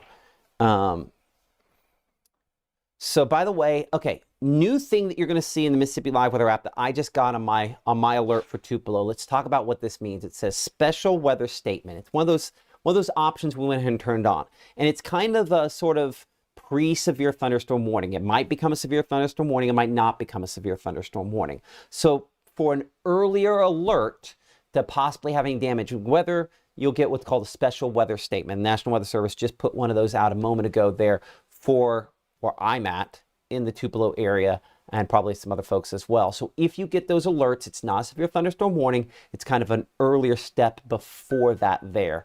So those are now something we added 2 days ago in the Mississippi Live Weather app. So just know that's an additional alert, and at some point we'll have a discussion about how you can toggle those on and off if it's something that you have not done before. Let's go ahead and cut into these storms. The one there near Bobo, again, south of Winfield there is one we're really watching. Yeah, look, I mean, okay, first off, just see how much higher that is. I haven't cut into the other one yet, but that has hail probably 25,000 feet. So that's very reasonable that that's producing some damaging hail. And the storm that's over top of Beaverton has gone through the collapsing phase, so it is probably not. So this Bobo storm is one to watch.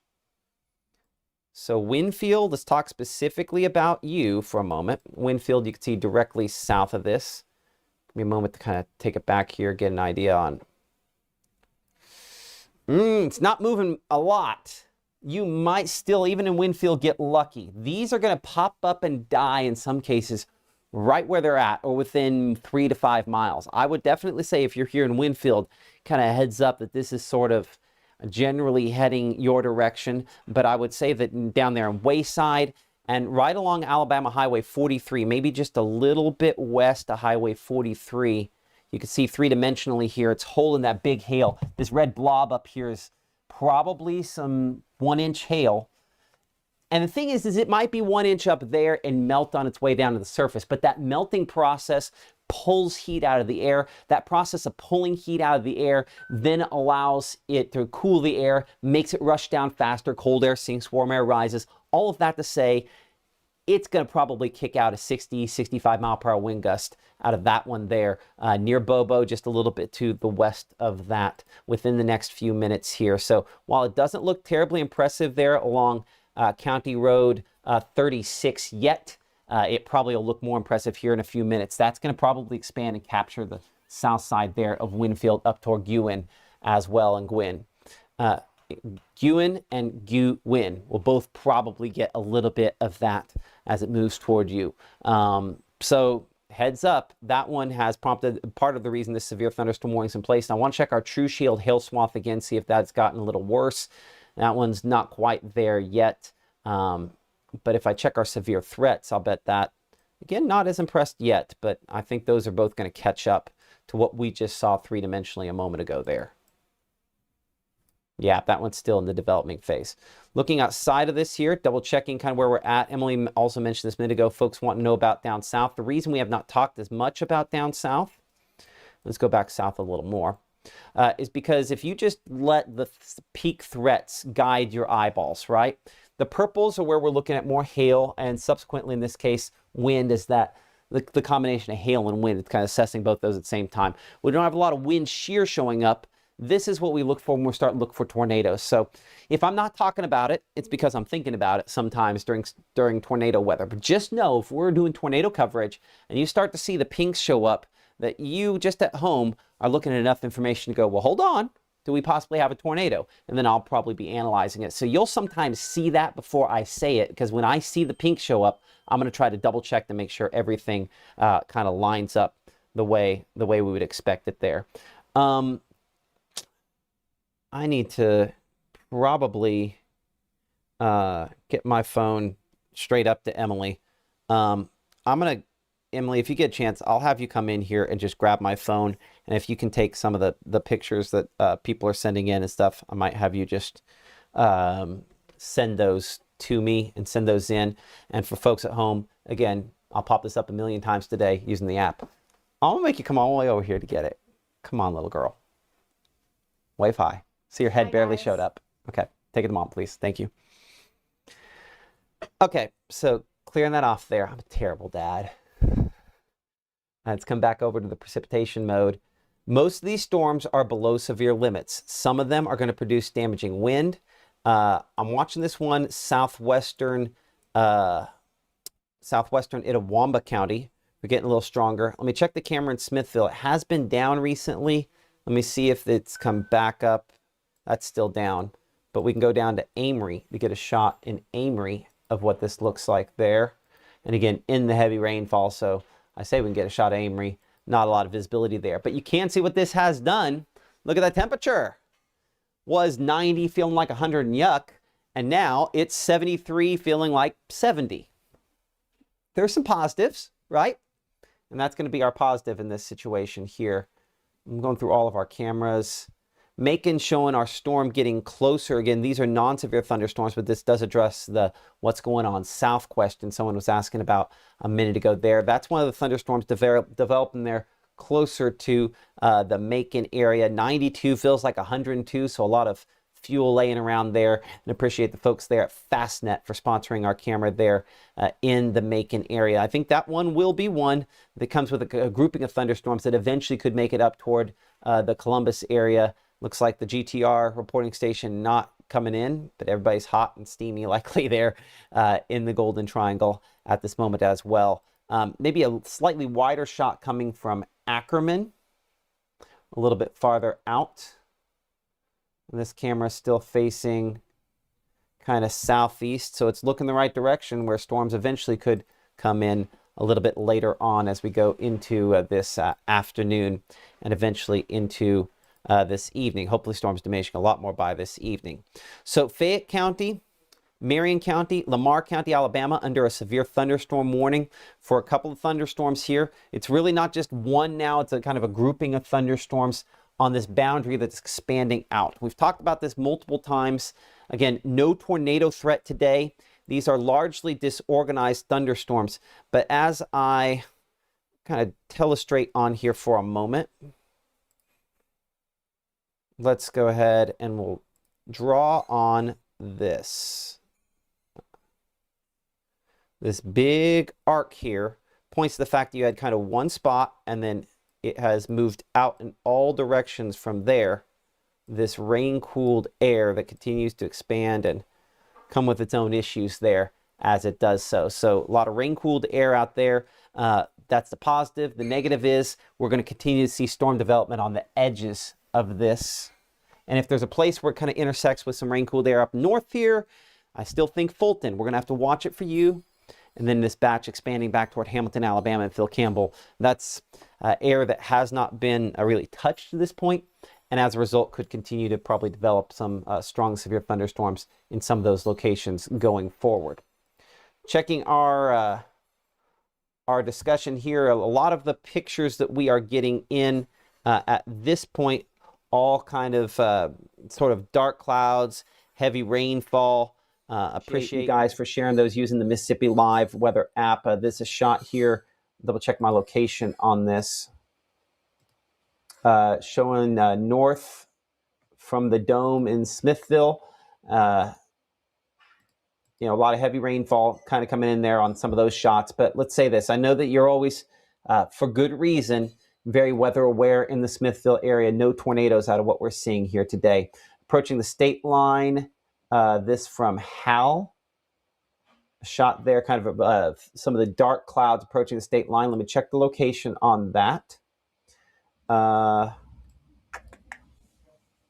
So that is from northeastern Monroe County where that one is showing up there. So some shots there. We had the shots from Smithville a moment ago. Let's see if we have any shots out here from Lamar County. A couple of pictures here from Lamar County underneath when that storm was kind of coming through a little earlier. Let's check the northern part of the county up here closer to, I think that's closer to Detroit there. Lightning, and it looks like everyone trying to stay inside. Even the cat saying, I don't want to be near that window. We always want to kind of stay away from windows and doors and things like that in this sort of situation here. And for folks that are there near Detroit, you continue under this severe thunderstorm warning. The heaviest part of this is kind of sort of through where you're at this point. So you're on the downswing there. That part is actually kind of expanding more toward Tremont at this time. So Tremont, Academy, Fulton, Clay, kind of in the path of this. I'm going to say 25 miles per hour, and that might be kind of overdoing it. And we'll expand our track out just a little bit more because, again, it's not just the individual part of this, it's the kind of the rain-cooled air with this. And we'll increase our width just a little bit. And there we go. So again, most of the folks, all the folks I'm tracking here on this are not under a severe thunderstorm warning, but this will probably continue expanding that way. I say that, obviously there are other thunderstorms that could get to you a little quicker from Abney back to Cardsville as well. But I think it's the combination of the two of these that when I'm up here and say near the Clay community at 1:53 or Fulton at 2 o'clock, that combination of the two of those, maybe Tremont there eventually, 1:43 to 2 o'clock. That's where we could potentially have maybe additional severe thunderstorm warnings prompted if this kind of continues heading that way. But these are fairly disorganized, and I want to emphasize this as loudly and clearly as I can. I have not really shown this graphic today, our severe risk graphic, which shows kind of the primary risk zone for severe weather, that level 1 out of 5 risk. But this is the tornado graphic for today. I'll go nationwide. As you can see, that is up toward Nebraska. That's where there's a limited tornado threat today, but no tornado threat here. For us, it's spotty wind damage possibility, maybe a few hailstones, though that threat, at least by the Storm Prediction Center, they don't have a terribly significant. We have not had a lot of reports beyond really pea-size hail, but I would say it's also not impossible that we could get some of those kind of reports there. Let's go ahead and pull up our chat, our discussion where you guys are kind of talking with us back and forth here, asking about different locations. Sent you a picture on the page. Okay, we can get the pictures off the page, but I'll tell you right now, using the Mississippi Live Weather app, because I have them all aggregated and they're mapped and everything, that is truly the easiest way to share your pictures. Unfortunately, there's an overlap on my graphic and the most recent comment, so I apologize for that. And that might mess up the QR code for iOS devices. But pick up that Mississippi Live Weather app, and certainly that's what we recommend. I recommend. I think it does a good job of ensuring that you have the information you need and you're able to share your pictures with us. Free and available for all those different devices there. Let's put that chat back up. Oh, it's going to default and pop off because it got mad at what I did there. That's fine. I think it's 4. Yeah. Okay, Oxford. Not yet. Eventually. Watching from New Albany. You remind me, New Albany, we do have camera there. I have not checked it. New Albany, Guntown, some of our newest cameras as part of the North Mississippi Storm Chaser Network. Some wicked looking clouds there, but this is one of those situations where looks and reality tend to be a little bit different on what you might be experiencing. So let me go JKLM and New Albany. That's where we're at. We'll make sure this is zoomed out as far as it can. Yep.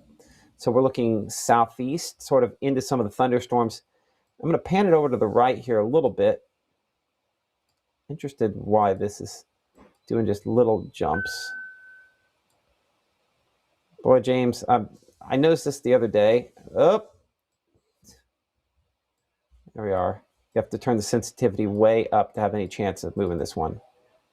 Oh, no. Anyway, we're looking New Albany there. And you can see, again, some of the storm clouds with this. That is not New Albany. Is that New Albany? Oh, there's a big delay on it. Okay, I see what's happening here. I've got a delay on New Albany. Okay, we'll have to fix that. But yeah, looking towards some of those clouds as storms approach. Let's get back over to Mama Justice Doppler radar and kind of looking at the heaviest part of those storms kind of approaching New Albany.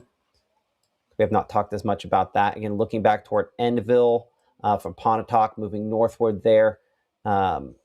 give you some times as this is moving a lot more slowly up here. I want to say this might be moving 15 miles per hour. I might be too fast at 16 miles per hour. We'll double check that speed. Yeah, no, that's probably too fast at 16 miles an hour.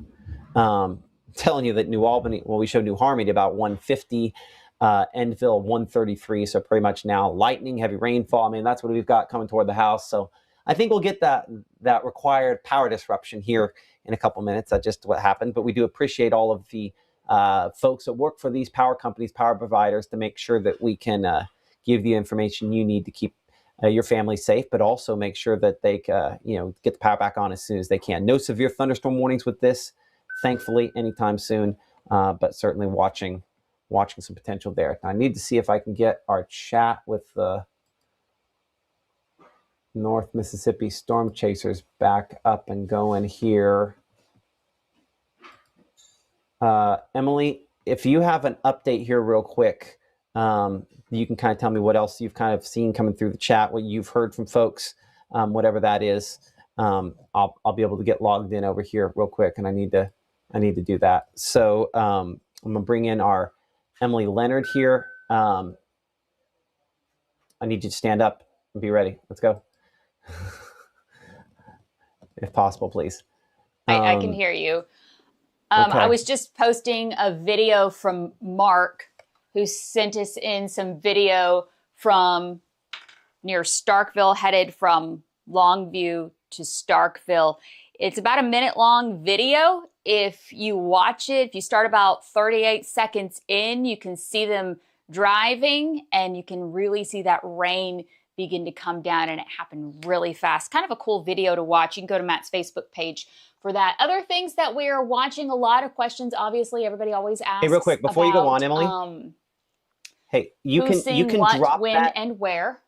Hey, right Emily, now we're hearing thunder, lightning. I just got my alert from the app saying rain approaching our area here in northern Lee County, happening pretty soon as well. I took out my earpiece so you can't hear you. Okay, hey, real quick. For videos, drop it in a clip. Drop it in a clip. Put it as the top item below the boxes, and I can get it in. So if you drop the video in the clip and put a lower third on it, you can do that, and I get them on the air that way. Anyway, go ahead and continue what you're saying. I just wanted to say that. Pull your earpiece back out, because I know you're getting double of me. No, okay, no, I think I got it figured out. Some of this is training on my part, y'all. I'm learning as we go. All right, going through this chat, we got thunder and lightning in Corinth, got thunder and lightning in Pontotoc. People saying look at 22 in Sherman, might give you a better view of some things. People asking about the Carolina community. A lot of people asking about Alcorn County. I know we've got a lot of events for the 4th of July scheduled for not only today, but into the weekend, but a lot of those festivities start today as well. I'm going to give you something to put it on. You might be able to, that's just off camera. Let's see. Things are going great, guys. Everything stretches. Woo. That one. All the rest of this stretches.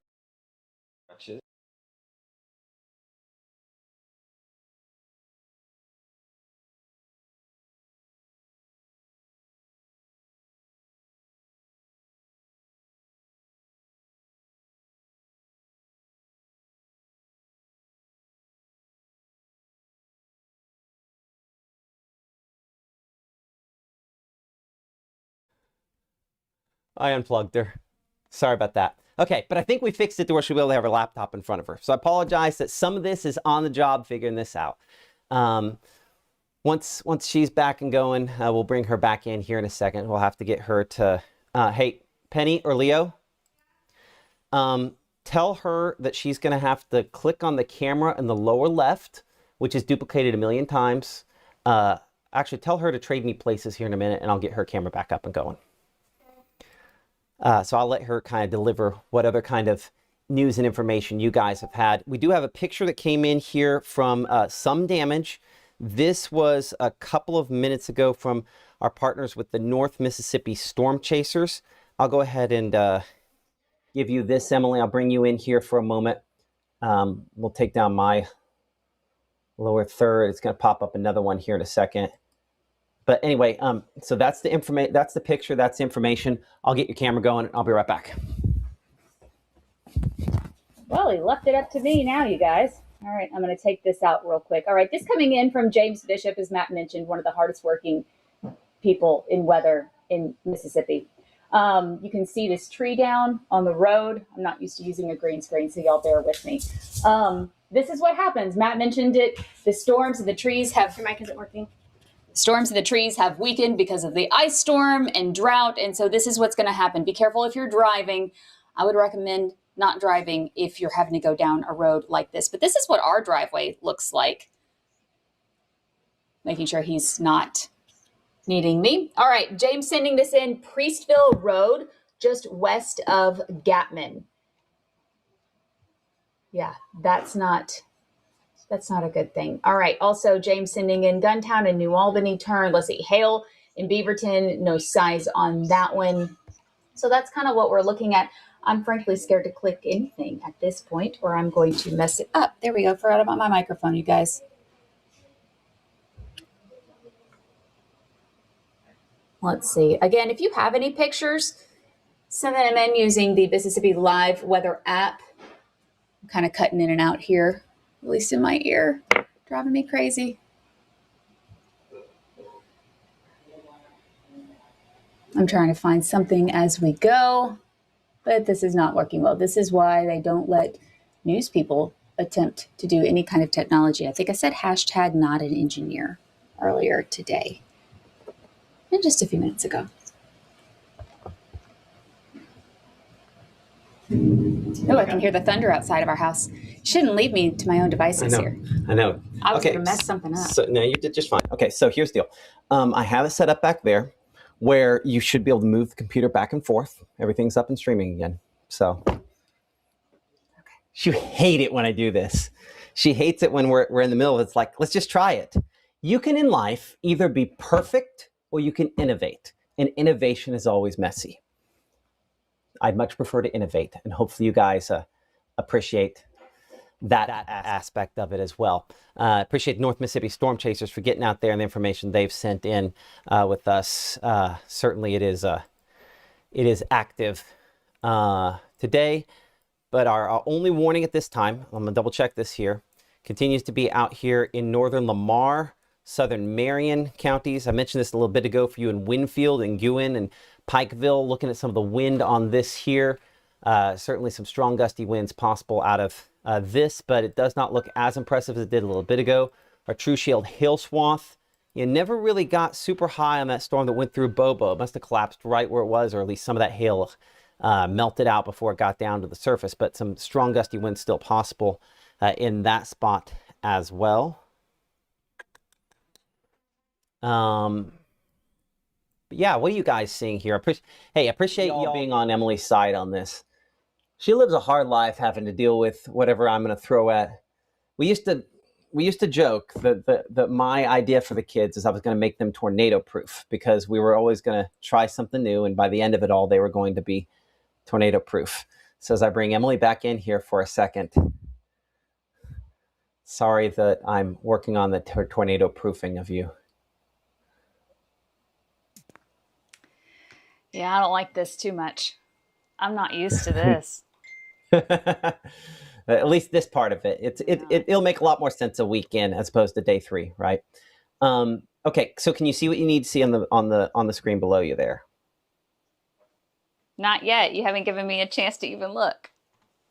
Okay, so but you know, just kind of looking at what people are kind of saying in the chat. Everything good? I'm looking. Okay. See, guys, when he says technical things, it's easy for him. For us other older people, it gets a little more dicey. Okay. Well, I don't know where you put everything. Okay, I'll figure it out. I got it. Oh, I know what happened. The monitors probably all... Okay, yeah. Oh, that is what happened. I've got 2 monitors. The monitors all moved when it unplugged. Yeah. So anyway, the monitors, you have to put all stuff back. I got it. Wait. Okay.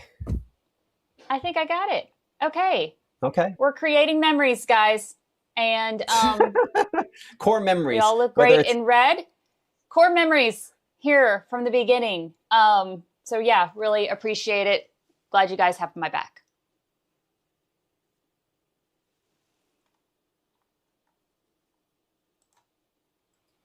I thought you had something more than that at all. There we go. No, not really. Okay. Well, we'll talk in a little bit when you do. I appreciate it. I'll let you wave me down when we have something else here in a little bit. Thank you for not divorcing me. Okay, so current time is 1:39. Severe thunderstorm warning continues here for Lamar County for about another 6 minutes. What's coming out right now, the National Weather Service is putting out what they call special weather statements. And you can get those special weather statements now in the Mississippi Live Weather app. They come through. It's kind of a pre-severe thunderstorm warning, might not become one, but it still could be impactful. Thus, they put out what's called a special weather statement. The storm approaching Macon has prompted one such special weather statement. No official severe thunderstorm warning with it here. When I was in Texas, we used to call these strong thunderstorm advisories, or significant weather alerts, or there's a bunch of different names that you can use to describe it, but not officially necessarily a severe storm. But this storm approaching is one of the heavier ones we have. I'm going to change the angle on it just a little bit. We'll get you time there from Macon, because it has Macon on there at the time, but I want to make sure we've got it the right angle so we can get the right time. We'll take that a little farther out. Not too terribly swift on the movement. Speed will go 20 miles per hour, and that might actually be a little bit too fast. We don't get any other locations other than Macon showing up on that one there. And though I'm going to angle it just enough to maybe capture Sugar Lock in it, because I do think you'll probably have something there. Give me a moment. Okay, there we go. So Calyx about 147. So I mean, it's over you right now, basically. Sugar Lock about 156, Macon 206, and about 212 there in the Macedonia community. We'll look 3D on this thunderstorm here to kind of look how much hail and whatever it's kind of holding aloft. And this is nowhere near as impressive as some of the other thunderstorms that we have had. And this is why 3D makes a difference. Because we can take a look at it and go, oh, it's stretched up to 30,000 feet. It's probably damaging. In this case, that's not the case. If I slice through this here, we show it up to maybe 15 to 20,000 feet. I mean, the heaviest of this is maybe 10,000 feet. So, I mean, I don't think this is producing damaging wind or anything. Looking at that, that's why 3D is valuable, important, and why we use it so often, is to kind of get a look at that kind of stuff. The storm's coming in from Tuscaloosa, maybe a little heavier, and then we got to go up to Fulton here in a second. So Gordo, watching this for you there, moving toward Coker and some folks like that. 16-ish miles per hour, we'll say the movement. That might be just a little slow. It gives you kind of some times there on the screen.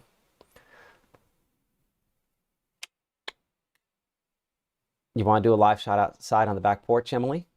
Oh, that look was a no. That was a hard no. Okay.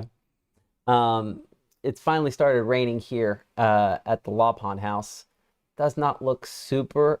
The wind's not really blowing those trees around much. We'll come look at the storms up here, and then we'll go to Fulton. As we slide this up here to the northeast, that makes sense because we're kind of north Tupelo. And a good example, this is pretty similar to some of the storms we had south there. You see how kind of small some of those storms are. Some of the others around, like the one there closer to Sherman, this other one that's just on the northeast side of Pontotoc. Those are both a little bit heavier, a little bit stronger, a little bit taller. But I'd say the tallest are a couple of these that we have back out here into Itawamba County. Let's slice through some of these weaker returns to get the kind of the heaviest stuff. And that kind of reveals what we've been talking about. We've kind of mentioned a lot of the folks in Itawamba County that this was going to move toward you. And that's where we do have some of these blobs up high. What are these? Not brains in the sky. They are hail, as we're kind of cutting through and showing hail aloft in the thunderstorm. Because you look at this. That's crazy. Okay, let's go back to, is it Drawbox? There we are. Okay, like that one right there. If you look directly below that, there's nothing. So this is the genius of Mama Justice Doppler, is that we can see some of these hail returns right away.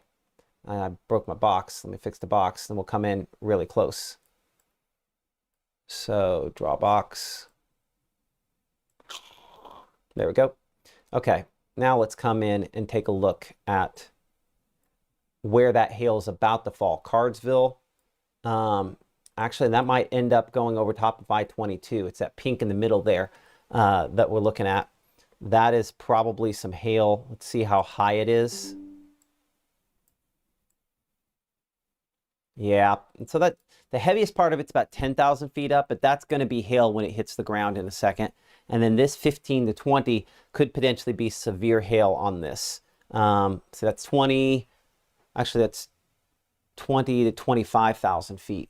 So probably talking about some severe hail on this. This would be, in my opinion, the storm that's most likely to become our next severe thunderstorm warning. So where specifically we're talking about, this is right over Tilden, but it might wait until it gets to I-22 up here before it drops that hail.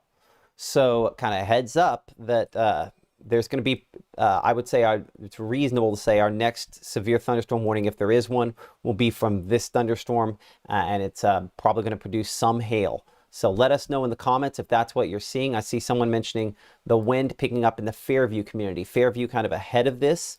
The reason the wind is picking up there is the rain-cooled air running ahead of this, right? That's what's up there in Fairview right now. This rain-cooled air, what we call outflow, kind of spreading northward there. It's kind of a multiple of them colliding over around Moorville. But that's what's already made it to Fairview. But the strongest part of the actual storm, and where we're most likely to see some severe wind and hail, is with that batch there near Beans Ferry as that moves northward. So still some time. Let's see if it's picked up yet on our TruShield hail tracker. It has. See, that's what this has been catching. It's been catching some of the stuff above the surface, potentially. So I'll be moving over I-22 here pretty quickly with some of that rain-cooled air and all the issues that go along with it. Our camera there in Fulton, still along I-22 on the south side of town, starting to show the rain picking up. Saw a pretty good cloud to ground lightning strike on the camera looking sort of east there, kind of toward the Walmart there in Fulton. That's definitely starting to move around a little bit more. I think I got that video in cues. Got the video and cues right there at the top. Okay, I'll let you talk about it. Did you put your audio on it or put mine on it? Okay. Okay, well then I'll go ahead and talk about it. So now this video coming in here a few minutes ago, this from Longview to Starkville, a video coming in from Mark, showing again some of the thunderstorms there, the lightning, the heavy rainfall going along with that. Anything else you want to add? Move it to about 39 seconds or so. Okay, hold on a moment. Okay. You listen, you can really hear the rain start to hit. Ah, yeah. Wait. I wonder if there's a little hail mixed in with that. Mark said that the wind gusts were about 40 miles an hour or so. Okay. Appreciate Mark for sharing that with us. I'm going to turn the audio up on just a little bit more. Not that anybody necessarily needs to hear that wind and hail, but appreciate that video coming in from Mark. You can share your videos with us in the Mississippi Live Weather app as well. There's a video tab. In saying that, it is not a native video tab, so I need to check and make sure that it is doing as it is supposed to do. So give me a moment here to check. And Emily, if you can't, you're not logged in, we can see the switcher. I will get you set up with how to get in to the videos that people are sending in, because yeah, we do have quite a few that people have sent in there. Wonder if I can share that. Can I share that on Dropbox? Nope. We'll have to figure out another solution on that. I'll have to figure out a copy solution. Put that on my list. Always working towards something. But the heaviest part of this, again, getting closer to Fulton at this time. Current time is 1:49. I do believe our last severe thunderstorm warning expired at 1:45. So yes, we now, for the first time in a couple hours, have 0 severe thunderstorm warnings officially in place. I'm going to keep the coverage going for a few more minutes here. I just want to make sure we don't start to see that we don't end up getting a warning there for Itawamba County on that. I think it's possible that could happen. Looking at storms up here closer to Corinth on this wider shot, showing a few there. We'll go check a couple different cameras here. We'll use Boonville. Looking out there towards some of those storms. And again, that's actually, I think, looking more south. I say that. Let's double check here. I've not learned my Boonville directions perfectly yet on the camera. Now that's a little more east. Okay, so let's swing this around toward the north and showing some of those cameras, some of those shots there of the storms kind of up there into Alcorn County, sort of developing. Certainly pretty good towering cumulus clouds on those. You could see that. I'll try to get to where it's not behind me for a moment. Oh, overshot it. But anyway, you can see how pretty sharp. So these are still in the development phase. Every time it's kind of crisp, you get the white crisp next to the blue, and it's not fuzzy. You can tell that that's one that's developing, that's getting a little bit stronger. Up in Iuka, our newest camera sponsored here on Mississippi Live. Appreciate Farmers Merchants Bank for coming alongside of us here, sponsor a few of the places where you can watch us on the 24/7 channel, as well, for latest information in Iuka, Tupelo, Boonville, and Fulton, I think. That got that on right before we came on live today, and so appreciate Farmers and Merchants Bank for coming alongside of us here in Iuka. Again, glad the camera's back up and going. It was with the power outages earlier this week, we had some issues there. I'll show you Guntown here in a minute. Guntown's got a pretty decent shot as well. So this is looking southeast towards some of those storms. If we look back toward the east in Iuka, we're looking right through a tower because that's what we do. So look back toward the storms kind of developing west of town. And see on a farther shot here, these don't look quite as impressive. They're a little fuzzier. This is what I was talking about. Okay, now hold on a second. I am in Iuka, right? Is Iuka running that far behind? Boy, we're going to have to do some work here, y'all. Give me 20 seconds to try to fix that problem. So it's going to go blank here for a second. IUKA. Because that needs to get fixed right now. IUKA. That'd be Iuka map. Edit. Make sure we got the latest update on that. Okay, so there you go. You're looking at it. So while I'm fixing this, you'll be able to see it as well. Iuka, that should be instantaneous. It's that one. Might just have a HI Iuka. Okay, well, never mind. That one is the fast link. Apparently it's just slow today. There you go. Learned something new. Okay, so back out to Itawamba County, as we've kind of referenced this here a couple of times. Watching those storms kind of developing back into Guntown. Let's check the camera in Guntown. And then I got one south of New Albany we'll try to look at here in a moment as well. So Guntown camera. Yeah, you're kind of under it, aren't you, in Guntown at the moment? 77 rain-cooled at the Tupelo Airport. Also on my list, Emily, we've got to get the live data from Guntown on there, on that camera. I promise we'll eventually get the to-do list done. Lightning strikes, pretty decent number of those. You're going to see a pretty good little bolt here in a second. Interesting. So this camera is on a slower feed, so it does run about 15-20 seconds behind. So you'll see the bolt here in a second, and then that was the rumble of thunder I heard here at the house a moment ago. Say that. It should be catching up here in just a second. One of the amazing things I've learned in the last year, look at how the trees are starting to move. There's that bolt of lightning. So it's running. That's almost 30 seconds behind. So we'll definitely have to update this one. But yeah, some gusty winds kind of moving through the trees there toward the camera lens location there in the Guntown area. In a moment, I'll see and make sure that's on the right one as well.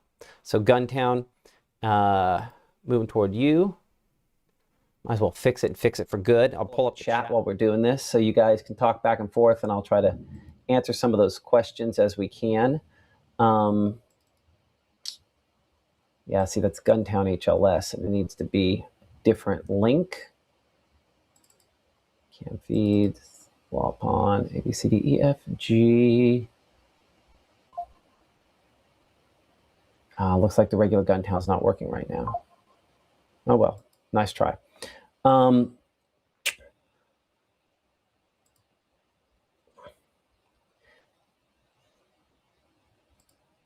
Emily, I might trade places with you for a second so I can get it to where you can get those videos in on your end. I think no day like today, right? Before we do that, Fulton, checking the wind on there, kind of moving into town. Of course, we've had the big gust front. That's what the red is kind of moving through. Heavy rainfall, lightning, obviously, with that. And let's check the storm here south of Ecru for hail. Not really much showing up on that yet. 3D shows it's not as rough yet, thankfully. So the chat is up there. Let me show you around kind of what we're looking at here, and I'll clip this on you for a second. I know, I apologize. You're gonna have, you'll get through this for a moment. So just go and put that on. Okay, so you can see the chat there. Someone was asking, how do you sponsor a camera? Send us an email to info@msliveweather.com. That's info@msliveweather.com. You can see the msliveweather.com in the lower left-hand corner of the screen. Just put info in front. And we've got a group of people that help you do that. So the mouse, I'm going to move you up to here. Okay. Right there, you can scroll. You can see on the screen up there the questions and comments and stuff like that. But you can also see over here. And actually, what over I think where? You can also see right there. But I think what I'll actually do is I will have you come and use this one here to pull up pictures for a moment. Yes. Oh, I can do that. Okay, yeah. Maybe. And I'll move that in front so you're not like looking off screen. You're taller. I can't. No, you're taller than me. I can't do that actually. It takes this screen. Okay, so let's bring up those pictures. I'll let you go through some folks' pictures here for a moment. Do I just double click on them? Ooh, actually, hold on. I messed up. Let me go back to, I want chat. I want that. You guys should see what this setup is like. It's like air traffic control, but for weather. I guess they have weather too, technically, in air traffic control. Okay, so I'm going to set this to 50 items per page. I just click on it? So you just click on it. If you click info, it'll give you name, and it typically it'll say location there. But yeah. Now if I click on like, so you click on it and it pops it up big, and then you just click back to this tab again. Oh, okay. Okay. So there's a big one. There you go. And I'll clean the tabs up in a minute. And he has an ergonomic mouse and also about 25 tabs open at one time. So just thank you for bearing with me. You know what? I'm going to do a reset because I've never been able to do that. Thank you for joining us for this live stream of Mississippi Live Weather. I am Emily Leonard. My government name is Emily Laupun. I am Chief Meteorologist Matt Laupun's wife, if you do not know who I am. Current time now on this Friday afternoon is 1:58. Hey, happy 4th of July, everyone. Why not start the 4th of July weekend with a literal bang? God's fireworks, that's for sure. My garden is drenched out there, which is exactly what it needed after this hot weather that we have seen. You can hear those rumbles of thunder right above our house in northern Lee County. All right, so thanks for bearing with me. He's taller than me, so I'm going to have to do this little motion. So thank you for chatting with us. Some folks saying that it's getting dark in the Ratcliffe community, dark clouds coming in. Yeah, I'm sure you guys, yes, we are married. Yeah, some dark clouds coming in. And speaking of those dark clouds, as Matt mentioned, I'm going to come back over here if I can find his mouse to the pictures that you're sending in using the Mississippi Live app. We want to thank you for doing that. If I double click on them, yeah, I would say those are definitely some large clouds. Y'all, if you don't have to travel today, don't get out. I would not recommend. Let's see, that one coming in, if I can get this going, from, the Red Bay area, the western side of Alabama. Seeing some of those initial and those early severe thunderstorm warnings this afternoon. A few more of these clouds coming in. These aren't too bad, but you can kind of see the rain coming in there, those rain shafts. I've learned a few things in being married to Matt for 15 years. No, not 15 years. Oh my gosh, it's more than that. I've been in Tupelo 15 years. All right, let's scroll down a little bit more. Ooh.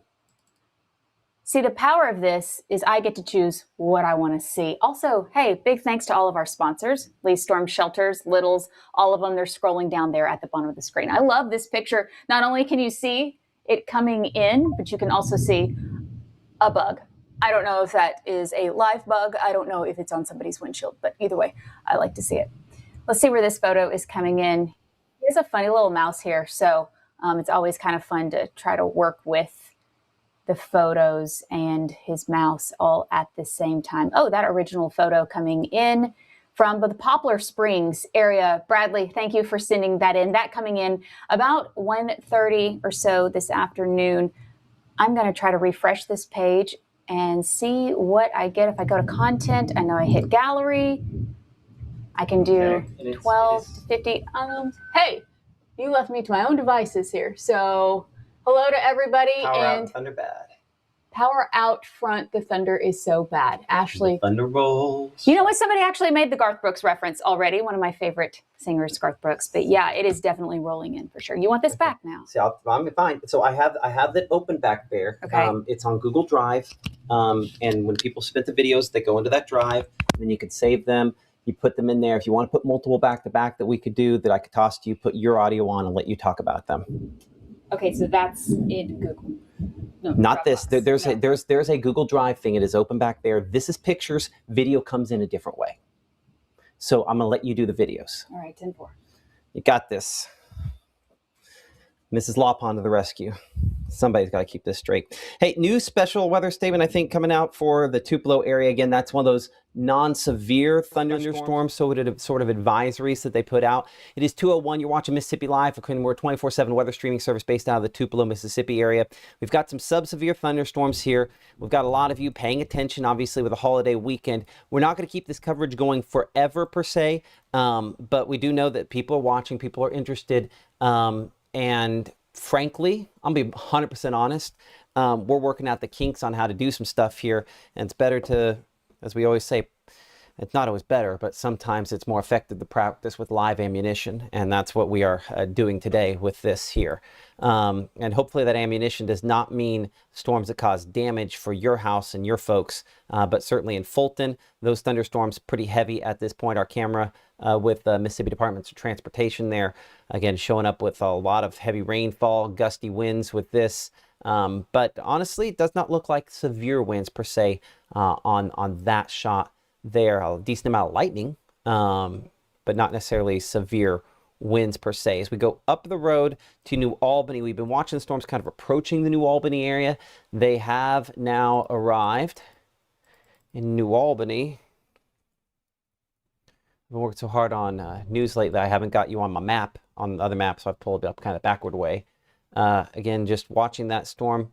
So you can start to see some raindrops. I can see it in front of the trees there, some of the drops as that nearest storm is approaching. Storm below severe limits there in the New Albany area as it kind of moves into town. I will see if I can pull up GHALMN, the time lapse on this. I think this should be here. Again, this tends to be a little bit blurry as it's kind of playing catch up, but we can also sort of see the storm approaching. Are we at 2 o'clock here? Okay, so go back a little bit just to kind of see. There you go, kind of bubbling up and coming into town. That's the one on the south side getting a little stronger there. You can see on the left side of the screen. Appreciate the North Mississippi Storm Chasers. Again, our partner with this camera network, the New Albany camera here, certainly bubbling up quite a bit. I'll go back. Yeah, that's when we moved a little bit ago. But you can actually see kind of the boundaries there where storms are kind of bubbling up there along the boundaries that fills in. And obviously the storm pretty much right there on the doorstep right now. Bring it back to live on that camera lens there in New Albany. The storms that we have there are below severe limits at this time, at least there in New Albany, kind of moving in.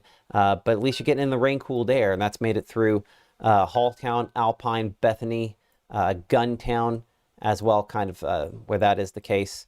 Looking back southwest to Houston, some storms there in northwestern Clay County, a camera there in Houston.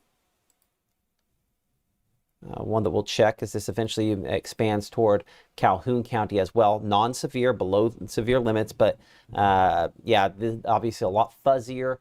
Crisp is not necessarily good because then when you can see it very, very well, we were able to really kind of hone in on what it is. And that usually means it's fairly strong. Everything kind of fuzzy on our camera there in Houston. So a good sign there with that. Go ahead and clear that off and check our power outage map. Again, power outage is something that we end up with in this situation here from time to time. None that are as significant as earlier this week where we did have thousands and thousands without power. Looks like the leading percentage-wise is Lamar County at 3%. Tishomingo County much better off than earlier this week at only 0.6%. So obviously speaks to the hard work that folks have done to get the power back on there all week long, with only about 100 folks there without power there in Corinth, about 400, excuse me, not Corinth, in Tishomingo County, about 400 there in Lamar County. You notice sometimes when we show the percentages, you can have less than 100. And so most of these spots, it's less than 100 folks without power at this time. So a fortunate turn of events in comparison to where we were earlier this week. And it does speak to the fact that these storms are weaker than what we had going on earlier this week with some of those thunderstorms as well. Clear that off. Looking here behind the scenes. Hey, Emily, on my list of things, I need to probably design a script for vertical video. I'll give you a vertical video script that you can do, because I know so many people like taking it like this. The screen works best if we're trying to fit me and the radar on when it's like this. That's why we still stream live like this, even though most of us do this in vertical mode, because it allows us to be able to fit more geography on there. If it was just in vertical, you'd pretty much get me and you wouldn't see any actual weather. So that's why we still go like this instead of like that. So the Union Northern Pontotoc, a new, again, special weather statement coming out a few minutes ago here for, again, non-severe, but potential that this one's getting a little more rough out here approaching New Albany. Give me a moment. I'm going to take my New Albany camera back to edit mode because I'm going to see if... hold on. Where's it at? Yeah, let's go back to New Albany. Edit to see if we can have the faster update on that turned on as well. Some links here. As the North Mississippi Storm Chasers have really been doing a great job expanding the network. I have, because we're in the quasi off season, I've prioritized some other things. It does not look like I have the fast updating one. Nope, I do not. So we'll have to get that done as well. And the list goes on. Bum, bum, bum.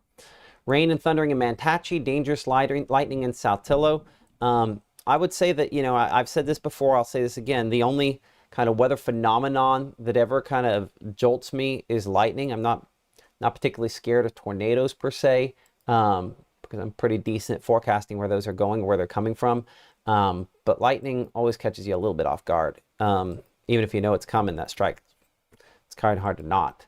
A moment to pull that off and just kind of look at the lightning quantity, because what I want to show is kind of the hot spots for lightning. And I, on my list, need to design something there where we can just show lightning. I have an idea on how to do that. But anyway, all that to say, the quantity of lightning is less now than it was a couple of hours ago. in particular with these thunderstorms that we have moving through kind of the Tupelo area, moving northward. So you can see about 600 strikes in this area now versus the same kind of width of shot, you know, an hour ago it was 800. So that is a sign that the weakening has continued somewhat on this. That's not to say that we don't have some interesting looking stuff out there. Looking out of our camera in Tupelo, North Mississippi Storm Chasers camera there, Stan kind of has the shot looking underneath the tower at some interesting and what we like to call scary looking clouds. Sometimes things can look, you know, it's possible to look strong but not necessarily be strong. And so in this, that's kind of the situation here where this looks, I think, a little worse than the reality of the situation. Let's go ahead and look at how it has progressed, because I think we've had kind of some cool twisty things going on around here out of this camera. Appreciate Mitchell Cunningham and Bowling for sponsoring this Tupelo camera. And unfortunately, I don't have a good way to show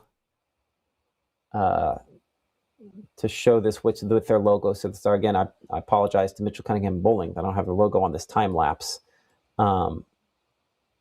If and when we post it, well, it does look like, so kind of an interesting looking feature there. Can I zoom it in? I don't think it's going to let me in more granularly than that.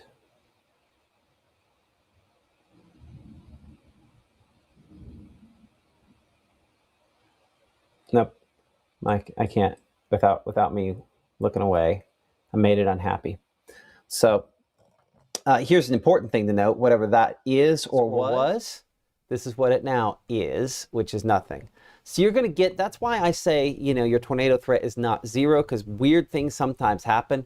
That was not a tornado, was not going to become a tornado, but you can sometimes get twisting in the clouds, even in a non-tornado sort of setup. And that's kind of what that was a moment ago on that shot there on our Mitchell Cunningham and Bowling camera, and the time lapse going alongside that there on my list of things. I just have to figure out a way to get logos on that shot because it comes in differently, but I got an idea on that. Let's go back to radar here and talk about kind of what we're looking at there. New severe thunderstorm. Hold on. Nope, that is not. That was the old one. Now we're back to current time here. And no severe thunderstorm warnings out there on these storms. So here's what we're gonna do. I think at 12:15, Emily, if you've got a picture or if you've got a video or two there that you want to show, we'll go ahead and show those. Because I'm noticing that you looks like you might have a few things ready back there. Can you give me a thumbs up? Or thumbs down? Thumbs up? Okay. So we're gonna bring in our Emily Leonard here, who has put together, brought in some of the pictures, some of the videos that you guys have shared with us.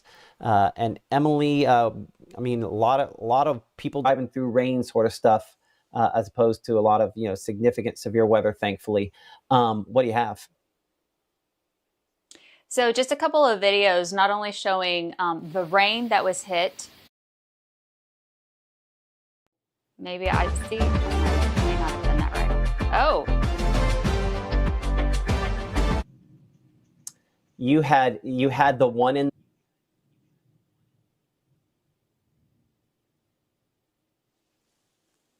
I had the one in. Oh. You had the one in there for strap. Yeah, the one. So it went and said, "Hey, I'm looking for a lower third," and it wasn't there. So if you want to drop in some lower thirds on those, I'll come back to you in a second. I did drop in one lower. I did. I don't show it in the rundown with the lower thirds. Look at the very top. I'll let you. Do you want me to let you do that for a minute here? Sure. Or do you just want to, you know, I said we probably shut it down at 12:15. So I mean, it's up to you. If you just want to show the videos and talk over them without the lower thirds. Sure. Okay, we'll go ahead and do that. Did you take your ones out?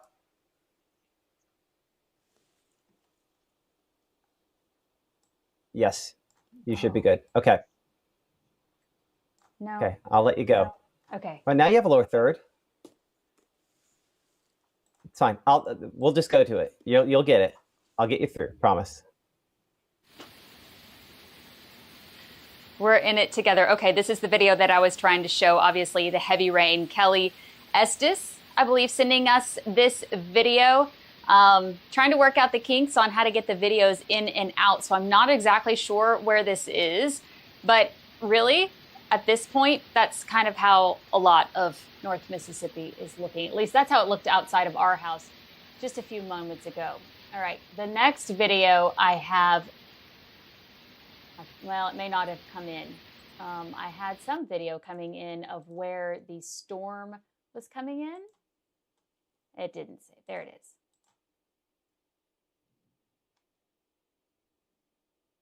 Now that video is transcoding. So it'll come in eventually. Obviously, a lot of people sending in their videos of when the storms are rolling through. And thanks for just being patient with us. It's about 65% done on transcoding. I dropped the video twice, because that's exactly what would happen. Ooh, I think it might be in, if you can pop up that video now. Oh, I see it. Okay, you ready to do this? Yeah, I can try it. All right, I love this shot. It's nice and it's calm, beautiful blue skies. And then as she pans the camera over, there is a look at that thunderstorm. This reminds me of the storms rolling in West Texas. Ooh, you can see the lightning in there too. Those storms in West Texas you could see from miles and miles away. So this just kind of reminded me of that. But I mean, this is what a lot of people were seeing today. Just really, I guess you guys call them scary looking clouds, SLCs, just dark, kind of ominous, lots of thunder and lightning, just kind of loud booms up in the sky. But I thought it was an interesting juxtaposition of the clear skies and then to watching that storm coming in as well. Matt?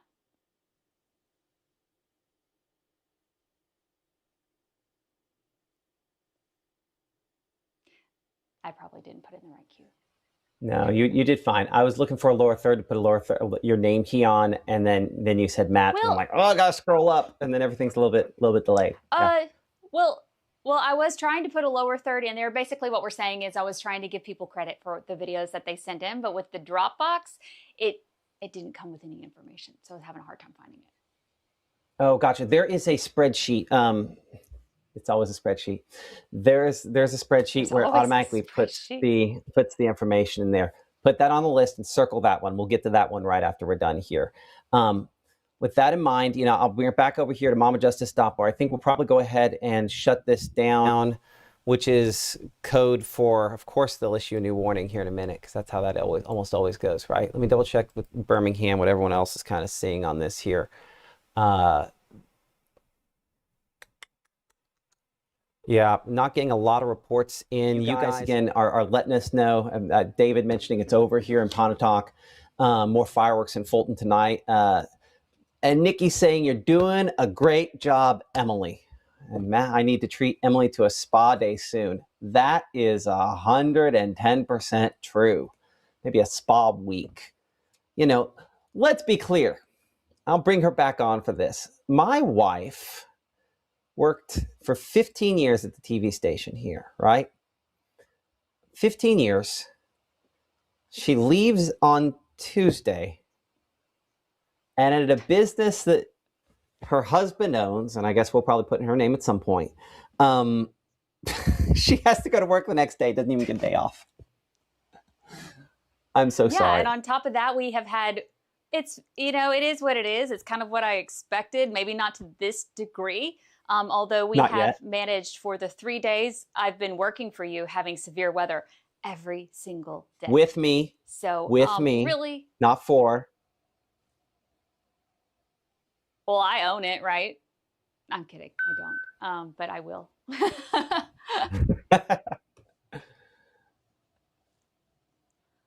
So yeah, severe weather. I mean, when weather is news, what else are you going to talk about? So doing my best, learning a lot. Really appreciate all of you guys. And I have a very long list of honeydews for Matt to do. Okay, and we'll get on that here in a second. As I'm just kind of looking things over here, we'll kind of wrap things up for a moment. Looking at the chat. Everyone wants to know where in Texas. West Texas. Somebody said they saw from San Angelo. My first opportunity to be chief meteorologist in Texas that I messed up the job interview for would have been in Abilene, so pretty close to that. And then we were in Lubbock, Texas I was there 7 years. She was there longer before we moved here to Mississippi. Okay, so here's your headlines. First and foremost, if you don't have it, make sure to download the Mississippi Live Weather app. It's free and available for every device that you could imagine. And in this case, the importance of that is that, if additional warnings are issued, they'll let you know, it'll let you know that you need to be paying attention, you need to go to safety and all those sorts of things. So pick up the app for Roku, Apple TV, and Fire TV. And I'll tell you this, it does not exist yet, but I've got, hold on. Report just came in, tree limbs fell. Oh man, okay, Emily. Jason Nichols with Lee County, tree limb fell on a person on road 1277. So there are injuries with that apparently. And this is the concern that we've talked about over and over and over again, that with the ice storm, you've got these limbs. I'm gonna look outside my window. I got one that I've been watching. This one didn't make it fall, but the next storm could. So these limbs from the ice storm, they're going to do this. They're going to hurt people. We've got to be smart. We've got to be safe. So unfortunate to hear that. But thank you again, the hardest working person in meteorology in the state of Mississippi, James Bishop with the North Mississippi Storm Chasers there, catching my attention right before we went. Appreciate that. Make sure we've got that. Go ahead. No, I need that report from James. Here. No, give me your phone. No, I'll give you it's right there too. I need food. I know, I need food too. And if you need to watch our next broadcast, our next live broadcast is going to be coming up at 5 o'clock, unless there's severe weather. We'll come back on for that. It's easy enough to flip the switch and do that. 5, 6, 9, and 10. We will hopefully have an update on I don't know how much more information we're going to have on the injuries with that tree limb that fell. And hopefully we don't have additional tree limbs that fall. There will be sporadic wind damage with these storms. Updates again at 5, 6, 9, and 10. And thank you to our premier partner, St. Jude Children's Research Hospital. They are obviously going to be giving away the St. Jude Dream Home. It's a little while before we find that out. I think it's October, but you can get your ticket for $100. That donation essentially to St. Jude helps to end childhood cancer, and at the exact same time gives you the opportunity to win a house valued at more than $725,000. And let me just say this as well. I'll come back on camera for this for a moment. It is so easy to get that. If you go to Mississippi Live Weather app, and I always have our widget with the 7-day forecast up there. You have the video that's right there at the top. You have local news and forecast video that are right there. So if you want to watch your most recent news, you can click that. It would have been updated sooner if I hadn't cut in for severe weather. But if you scroll down, there's a place there where it says St. Jude. You tap that. $100 donation from you gets you a chance to win a $725,000 home and end childhood cancer. And if you do it before hold on, I think the early bird prize, I need to double check that. If that's the end of July, Emily, we'll check that out. But there's an early bird prize. There's other prizes you can win depending on when you enter and when you get that. Okay, we will see you coming up here a little bit later on. Thank you so much for supporting us here on Mississippi Live. We'll see you guys in a little bit. As a bankruptcy firm, Mitchell, Cunningham, and Bowling realizes many people are worried about their finances. We're here to guide you through the next steps to restart your life with easy video appointments. New clients don't have to leave home to get information about becoming debt-free. Also, convenient in-office appointments are available at the low cost of $340 upfront for a Chapter 13. You can be on your way to being debt-free. Contact Mitchell, Cunningham, and Bowling today or visit our website at mcdebtfree.com. We are here to help you.